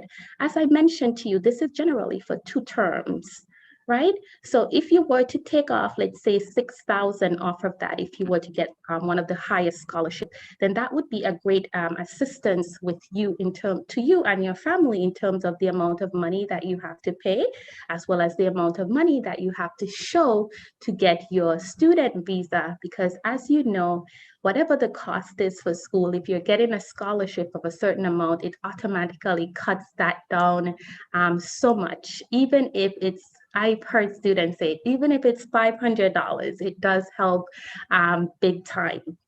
And these are just some of the ways that most students cover their funding. Again, many students that I work with, they take student loans. Their parents have financial funds as well dedicated to them, but many of them receive scholarship as well as grants from the institution itself. So with that, what I'm going to do, I'm going to leave this here for a minute so that way you know where to find the application if you want to apply. And I am going to make sure to share my information with the lovely organizers here so they can share my information with you. All right, thank you. Thank you so much, Ms. Isaac, for all that pertinent information. I'm sure our attendees are very happy to hear some of the information that you shared this afternoon, especially, I'm sure, the accelerated programs that you'll offer. So I just want at this moment to invite the attendees to write their questions in the essence of time. Write your questions in the Q&A section currently while we listen to these last few speakers so that we can still have a timely experience this afternoon.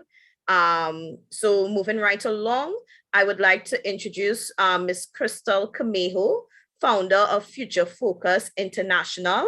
Ms. Camejo is a game-changing personal growth expert dedicated to empowering the youth. So perfect for this afternoon session.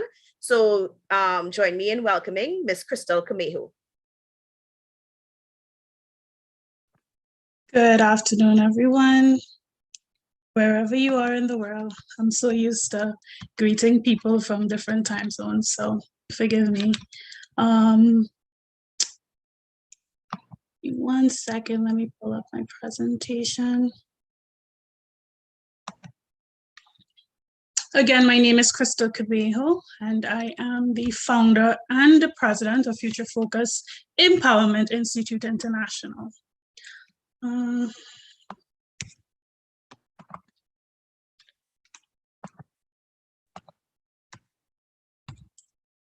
So I'll go relatively quickly. So who we are, Future Focus Empowerment Institute International is a premier global youth empowerment organization. We were actually born, and the organization was born in East Port of Spain, Trinidad and Tobago in 2013. And now we are headquartered and registered as a 501c3 tax-exempt organization in New York City, USA. We specialize in youth empowerment strategies, piloting and designing psychoeducational and life skills-driven programs that we offer to some 500 global youth impact ambassadors, and the numbers are growing by the day. We operate on the grassroots level. We partner and collaborate with civil society organizations, United Nations entities, and much more, both private and public sector. Over the past few years, we have empowered approximately 25,000 young people across the globe, sub-Saharan Africa, Asia, North America, Latin America, the Caribbean, and also in Europe. We are an accredited NGO in special consultative status at the United Nations Economic and Social Council on.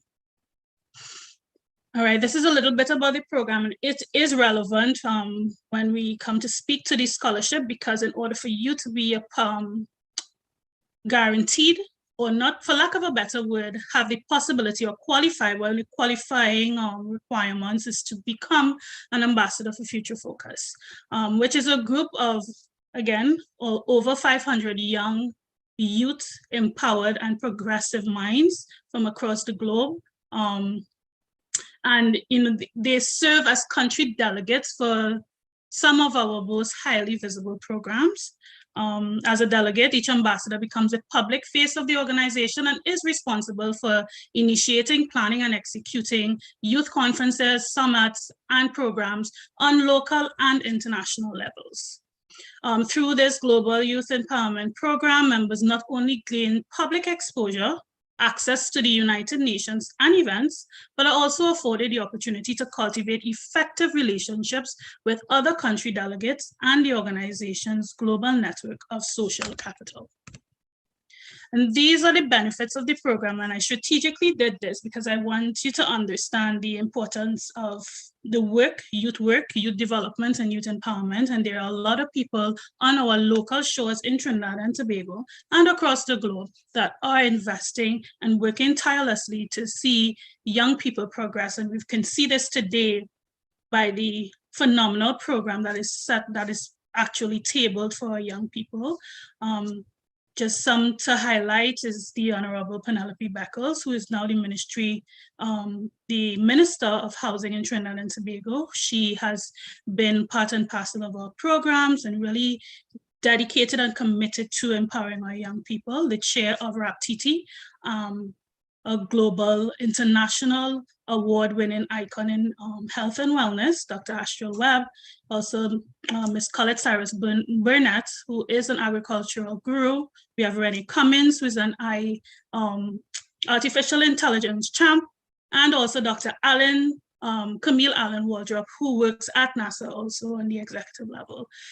These are some of the opportunities that you would have: exchange programs, academic scholarships, which would lead me into the next presentation. So the Ramonia Hercules Legacy Award was established in 2015 to assist qualified individuals in the pursuit of higher education at the institute of their choice, of which Future Focus Empowerment Institute is affiliated. And when I say affiliated, we usually partner with many different colleges and universities to, help levy the cost of tuition, where we may, we will sponsor, our sponsors actually will cover or defray the cost of tuition for our ambassadors, really, because the scholarship is just resigned to our ambassadors who are doing work in their communities and really creating this shift and creating global impact relative to youth development and empowerment. The award also is provided for community outreach programs relative to youth empowerment and development as well. Now, these are the eligibility requirements. They are listed on the screen. You definitely need to be an active member of Future Focus, Global Ambassadors Cohort, and actively involved in the community and global youth programs. Be accepted, of course, to an institute of higher learning, maintain a minimum 3.0 cumulative GPA, maintain a class attendance of no less than 90%, and be interviewed by a member of the board of directors or members. Documents needed to apply: definitely complete a scholarship application form, which can be found on our website, and I will give you that information in the next slide. And proof of acceptance letter and from an accredited institution, definitely. Copies of your transcripts, diplomas, certificates, definitely 2 letters of recommendation. Is recommended that you have one from an academic standpoint, someone that knows you from that point of view. Definitely your resume, a biography, a personal statement, which is really to capture your story, because we believe at Future Focus that your story will empower other people to really live fulfilled lives. You never know who would listen to your story and will change it will change the dynamics of their life and give them a totally different perspective on life. And a declaration of other sponsors, definitely, so that we'll know how to maneuver, because most of our scholarship is funded by our network of social capital, persons that invest into the lives of young people who are doing amazing work across the globe.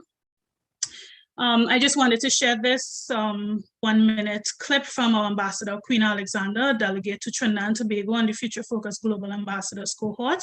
She is the president and the vice president of the Leadership Council, who oversees Latin America and the Caribbean. She's a sophomore at St. John's University in Queens, New York. She majors in computer science with a focus in cybersecurity and a minor in social justice.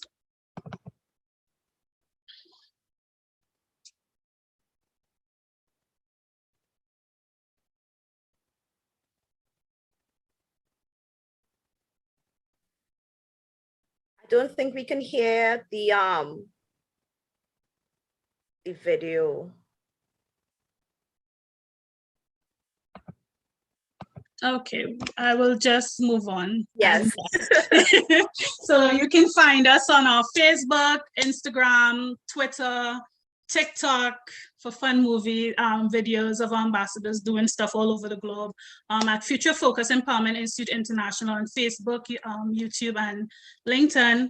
At Future Focus EMI on Twitter, Instagram, and TikTok. For scholarship opportunities, definitely visit our website at www.futurefocusemi.org or email us at info@futurefocusemi.org. That's it for me. Thank you so much to the organizers of this event. It was indeed informative and a great platform for our young people. Again, I say thank you. Thank you so much for sharing, Ms. Camejo. I'm sure the attendees are all very interested in the possible offers from Future Focus International. Again, all attendees, please ensure that you write your questions in the Q&A section so that we can address them as soon as we're complete with all of our speakers. Our next speaker is Mr. Stefan Salandi, a Google Cloud customer engineer. Mr. Salandi was born and raised in Diego Martin, Trinidad and Tobago, and we're very excited to hear from him this afternoon. Please join me in welcoming Mr. Stefan Salandi. Hi, good afternoon, everybody, and thank you for that great introduction. Quick confirmation, can you hear me okay? Absolutely. All right, fantastic. Thank you. Awesome. So I was asked to, well, first of all, thank you everyone for allowing me to be here. I hope everyone's staying safe in these crazy times. I was asked to come here to do something a little different and talk a little bit about my own personal stream journey, my path, things that I did, things that led me here, and what I'm doing right now. So if you'll allow me, just give me a few minutes of your time, just kind of talk you through that a little bit, right? So I kind of fell into stream kind of by accident, or rather a subset of stream by accident. When I was younger, I quickly realized that I wasn't very good at art. I couldn't draw anything like that. I wasn't very creative, so I can't do that, right? I wasn't very good at biology either. So, being a doctor or anything like that was kind of out the window for me.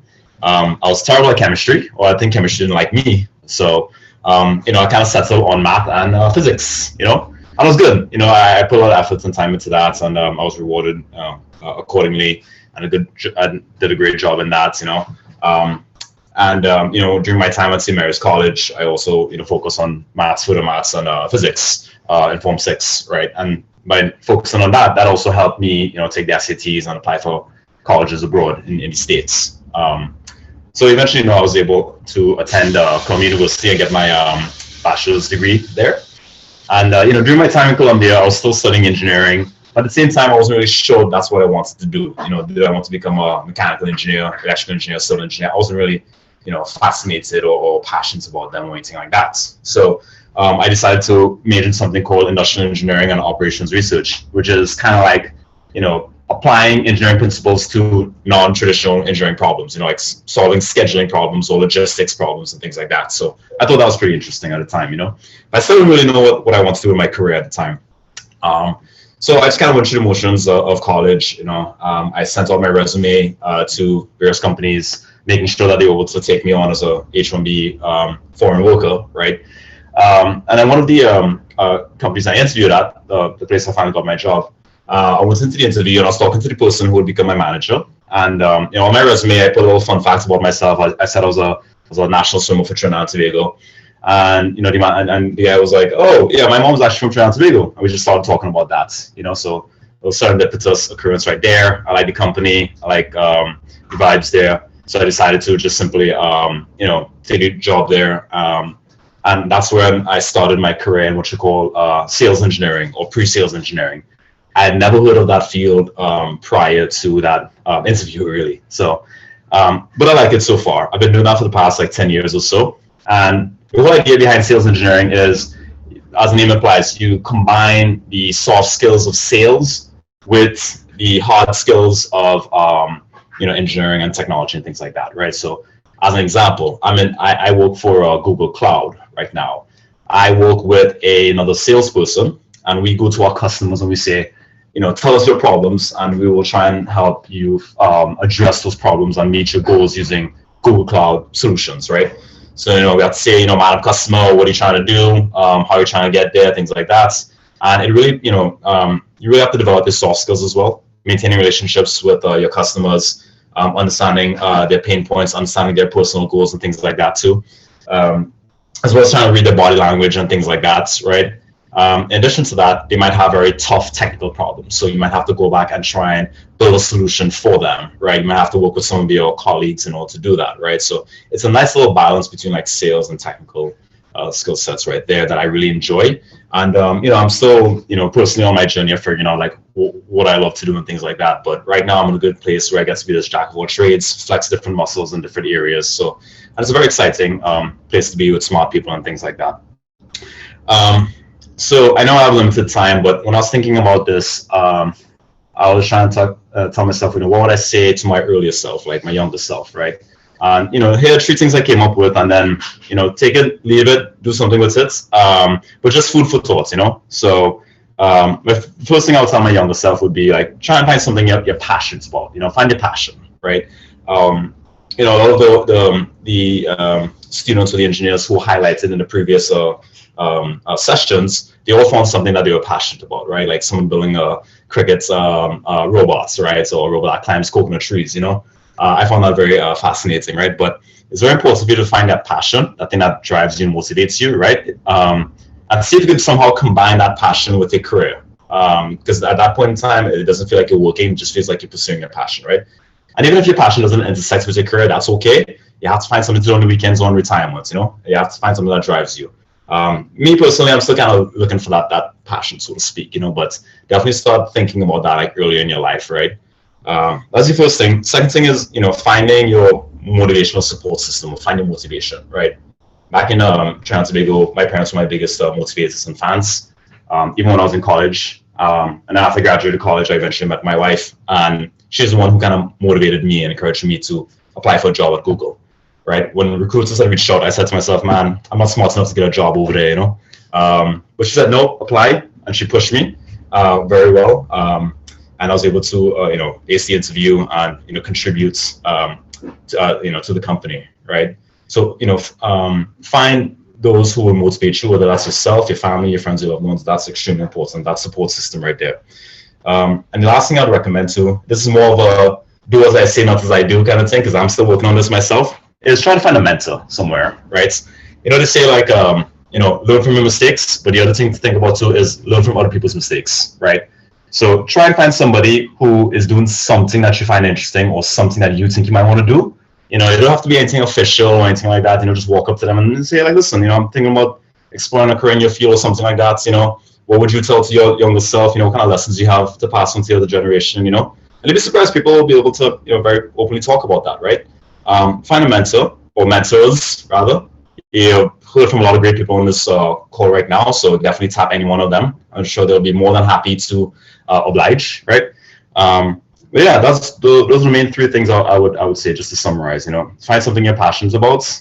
Find people or support system that would motivate you and keep that motivation. and find mentors. And last thing I'll end with is one thing that Dr. Astral Webb said earlier was keeping that creativity and curiosity alive, and that really resonated with me, because that's what gives you passion and excitement in your day-to-day, right?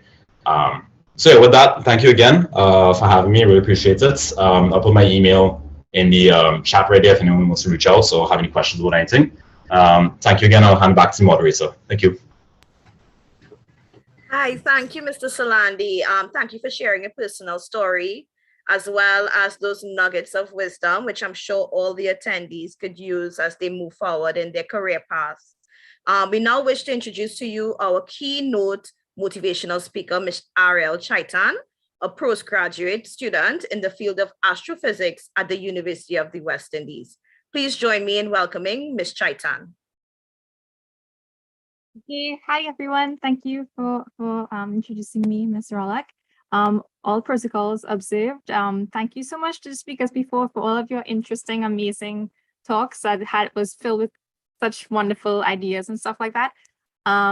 Let me share my screen very quickly.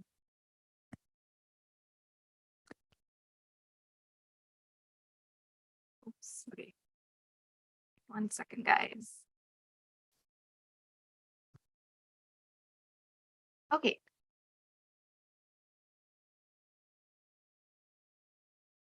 All right, so I'm gonna assume that everyone can see my screen there. Great, thank you. So I'm just gonna start. So I'm a postgraduate student, and I'm just gonna talk to you guys a bit about my journey into STREAM and why I think it's so amazing and such a wonderful field. I very, very vividly remember the night that I saw the Andromeda Galaxy for the first time with my own eyes. It was late into the night. I was outside all alone, hunched over a small telescope, staring at this fuzzy patch right here. And to most people, to a lot of people, this fuzzy patch may mean nothing. But to me, when I looked at it, I knew that what I was looking at was this whole new realm filled with billions of stars. And this was the Andromeda Galaxy. And this one individual galaxy was just one out of billions and billions of galaxies in our entire universe. I just want to remind you that this image that you're looking at from Hubble, every fuzzy patch that you see here is an individual galaxy comprised of billions of stars. Can you imagine the infinite possibilities that exist? Can you imagine the numerous worlds that lie undiscovered in our own home galaxy? The numerous worlds that lie undiscovered in the entire universe? These were the questions that plagued me as I looked at that fuzzy patch. These were the questions that really resounded within me. What is our universe? How did our universe come to be? And how will our universe come to an end? These questions have plagued mankind for time immemorial. The most basic questions that fuel our desire to learn, our desire for knowledge. I suspect that many of you may have these same types of questions, as these are the questions of scientists and of innovators. My name is Ariel Chaitan, as I've mentioned before. I'm a humble student of the universe. I want to know how it works, and I want to know why it works. And these are really simple, easily stated questions that we may never have the answers to, but that does not stop us from trying to find them. When I was in high school, just like all of you here, I really wanted to be an astronomer, but it was a very despairing question for me, because I was like, how would a little girl on an island study astronomy? How would she do research in astronomy? How would all of these things come true? And I decided to be a little bit practical. I decided to pursue a degree in actuarial science, so I could study and I could get a job and I could eventually make some money. But then when I actually started that degree in actuarial science, I did not like it. I didn't feel any love for it. I didn't feel any passion for it. There was nothing in it for me. And I immediately switched to a joint degree in physics and mathematics at the University of the West Indies. And as soon as I started that degree, I remember I felt it in my bones that this was what I was passionate about. This was what fueled my love and my curiosity for astronomy and really deepened that bond that I had with it. It was where I wanted to be, and it was exactly what I wanted to study. And it really truly acted as kind of like a springboard into the field of astronomy and into the field of research into astronomy for me, because in my final year of my undergraduate degree, I was very lucky to be doing research directly in astronomy. I don't know if you guys know of this man right here, Sir Isaac Newton. So Isaac Newton gave us these really great, profound ideas about gravity and about the motions of the heavenly bodies, of the Earth and the moon moving around each other. He gave us equations that explained to us the two-body problem. But then when he tried to find a solution for something called the three-body problem, how do three astronomical bodies move around each other? He realized that there was no general solution to the three-body problem. Even today, we don't have an equation that describes the motion of three bodies moving around each other in space. And I was very lucky that I got to continue this research as part of my undergraduate degree, and eventually now as part of my postgraduate degree. How many of you here know what a black hole is? And I can probably swear on my life that all of you would know what a black hole is, because we live in such an amazing period of time where black holes are at the forefront of our society. We always hear about all the new research into black holes. We get the first image of the black hole on the left-hand side here. And then we have so many new sci-fi movies that are so entertaining to us. For example, Interstellar, you remember this image of the black hole from the movie Interstellar. It is at the forefront of what we're doing, not just in education now, but also in entertainment, which is just amazing. So what I do, and just to refresh your minds, a black hole is an object far out in space that has such a strong gravitational pull that not even the fastest moving thing in our universe, light, can escape from. And what my research is right now, and when I was an undergraduate student, was looking at this three-body problem and applying it to black holes. If we have three black holes, as you see this little simulation here, how do they move in space? It's very crazy how they move, because they are relativistic objects. And I actually created the simulation. I created this animation. Research in astronomy, it is heavily dependent on physics, on mathematics, and programming. Programming is a huge aspect of astronomy research right now. I used both Fortran and MATLAB to create this simulation of what a triple system of black holes move like in space. They form binary pairs, and sometimes they get so close to each other that they actually collide and merge with one another. And it's very spectacular. It's very interesting research, and I'm so lucky to be a part of it. As an undergraduate student, I also got distinct opportunity. You guys would have heard of it before. We talked about it, to work at NASA, facilitated by NIHERST, to work at NASA Ames campus and do research in aerodynamics. I got to work on the most brilliant minds at NASA, and it was really indescribable. You kind of just sit there, and there are these really respectable professors and scientists right in front of you, just discussing all these cool ideas, and you just want to soak up and learn as much as you can from them. And that is exactly what I tried to do. I got to do aerodynamic research in the world's largest wind tunnel, where we looked at the flow quality inside the wind tunnel, and we even got to build these really huge fans inside there and all of these cool things. So that was another opportunity as a stream student that I got to do as an undergraduate student. And now I'm a postgraduate student. I'm finishing my Master of Philosophy degree. I recently got my paper published in one of the top astronomical journals in the world. It's an amazing opportunity. And I also had the distinct pleasure, I get to lecture astronomy courses sometimes for undergraduate students.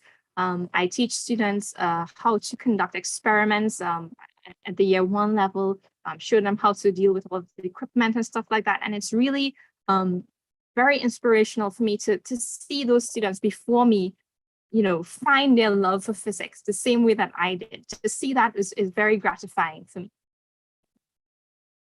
If there is one piece of advice that I could give you as you are entering the field of STREAM, is to be bold and to be unafraid. STREAM is one of the most important field that we have right now, with we want to get research in virology, in climate science, in robotics and all of these things, astronomy like myself, music and the arts, things that would inspire humanity to live and to grow. All of these things, this entire field is so important, and this field is always so thirsty for the most open and the most curious minds to enter it and to make breakthroughs and to help advance society. So be bold and be unafraid as you take your step into tertiary education and you study straight. But above all, I just want to tell you, find what makes you filled with curiosity and yearning. Work hard, study hard, and wherever you go, doors will open and opportunities will find themselves to you.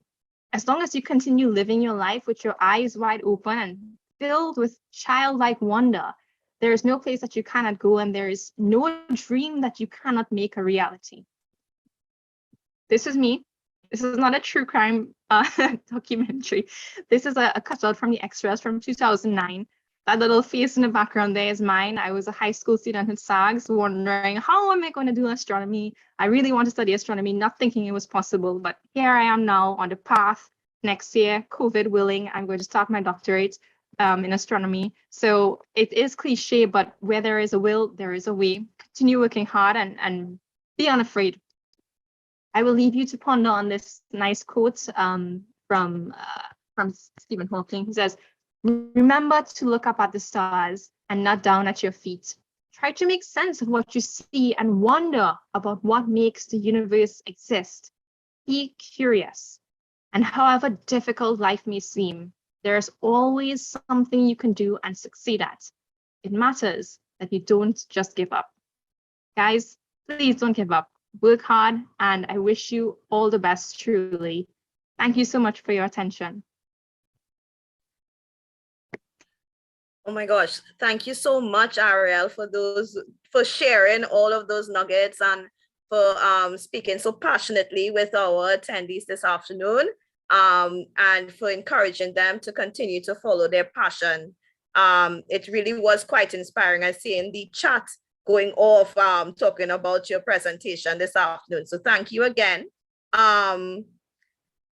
I see a article asking a question asking about the name of the article, if you can remember it. Which article are you referring to? I'm looking for the question. Which article? Do you have the question there? I'm not sure. Yes, it's in the Q&A section. If we can get the name of the article. Well, I know I talked about the paper I published. I could type it in the chat here. Yes. Yeah. I wonder if the attendee could clarify if that's the article they are referring to. But if we have no other questions, I think we should go straight to our poll. Ariel was our last speaker today, and we really want to get to this exciting poll because you have the opportunity, our attendees have the opportunity of winning a grand prize today, which will be $100 USD Amazon gift card, as well as a CD from Mr. Liam Teague. So as a reward for staying after our scheduled end time, we have this opportunity for you guys. If you answer the poll questions the fastest, all the poll questions the fastest, you will receive this grand prize. So I wonder if they can start putting the poll up on the screen, and attendees, you can start answering, and we'll give you all a few minutes, and then we will tally and announce the winners.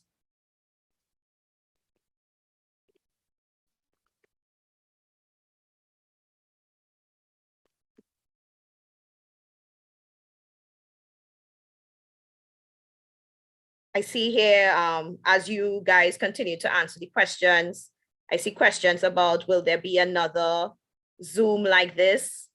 Unfortunately, Danica, that you missed the whole thing. Oh no. There may be another opportunity. I cannot speak to it right now.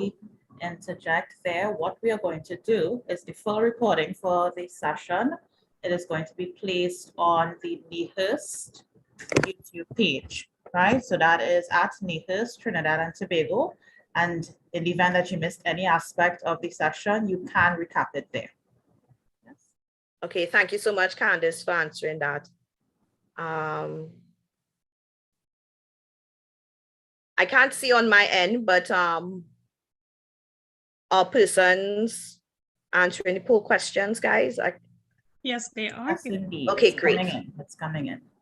Let me signal me when you want to end the poll, and I'll give the results. Okay, great. Candice, I think you can say how long again? Also a minute should be fine. Okay. Because I'm actually seeing the tabulations happening as we speak. Okay. Well, I guess as soon as we get our first all correct answer, we can cut off.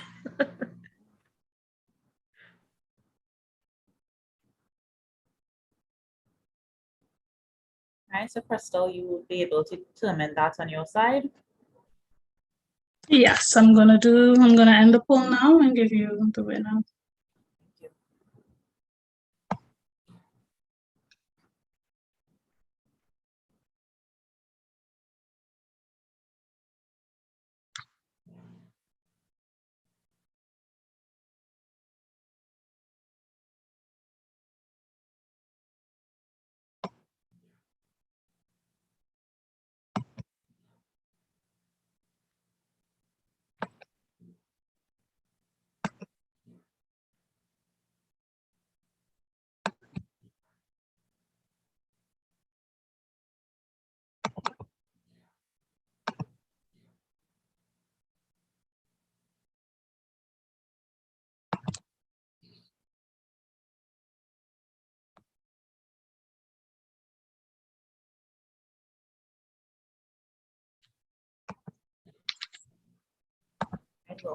Okay, so we have a winner. Okay, Crystal, it's fine. You go ahead and announce it. I'm sure they're anxiously waiting. Drum roll. Drum roll, please. Okay, and the winner is Jessica Joseph. Woo! Congrats, Jessica. Congrats to you. Candice, we will contact Jessica via the email she would have provided at the start of this session. So Jessica, I don't know if you also want to write it in the chat in case you didn't provide it earlier, your email, so we can reach out to you and give you a prize. With that said, we are at the close of our event. I would like to invite our acting Vice President, Science and Technology at NIHERST, Ms. Lovan Superville, to give closing remarks and vote of thanks. Thank you. And goodbye, everyone. Lovan, go ahead. Good afternoon to all protocols having been observed. It's a privilege and a great joy for me to extend a vote of thanks to all those who have contributed in one way or another to make this event a success. The execution of this event required input and the support of many players whom I would like to formally recognize and thank this afternoon. Firstly, we would like to express our appreciation to the Ministry of Education and the chairman and the members of the NIHERST Board of Governors for their full support and recognition of the value of this initiative. The president of NIHERST, Mrs. Marley Nord Lewis, and Dr. Astral Webb, the chairman of RAPTT, for their leadership on this event and ensuring that it culminated to a successful completion. Alongside them was the invaluable support of their teams and our esteemed speakers. A heartfelt thank you. Special mention must also be made to the Future Focus International for their technological support and for broadcasting our collaborative webinar. Ladies and gentlemen, students, thank you all for participating and for your interest. We envision that this event provided a platform to connect and engage students while showcasing how to access relevant STEM opportunities. NIHERST is committed to enabling society through science and innovation, and we therefore look forward to many of you applying for and accessing the opportunities highlighted here today. Please, as our marketing manager indicated, note that today's event is also made available on NIHERST's YouTube page. We will also continue to further develop plans for the upcoming year, and more events will be advertised, and therefore opportunities for you and or your family members to participate in our upcoming events. So please continue to look on our website for our signature NIHERST camps, as well as SciTechnoFest, the Deep Tech Revolution, as this is going to be our first virtual iteration of our traditional festival. Thank you again for your participation, and please enjoy the rest of your afternoon.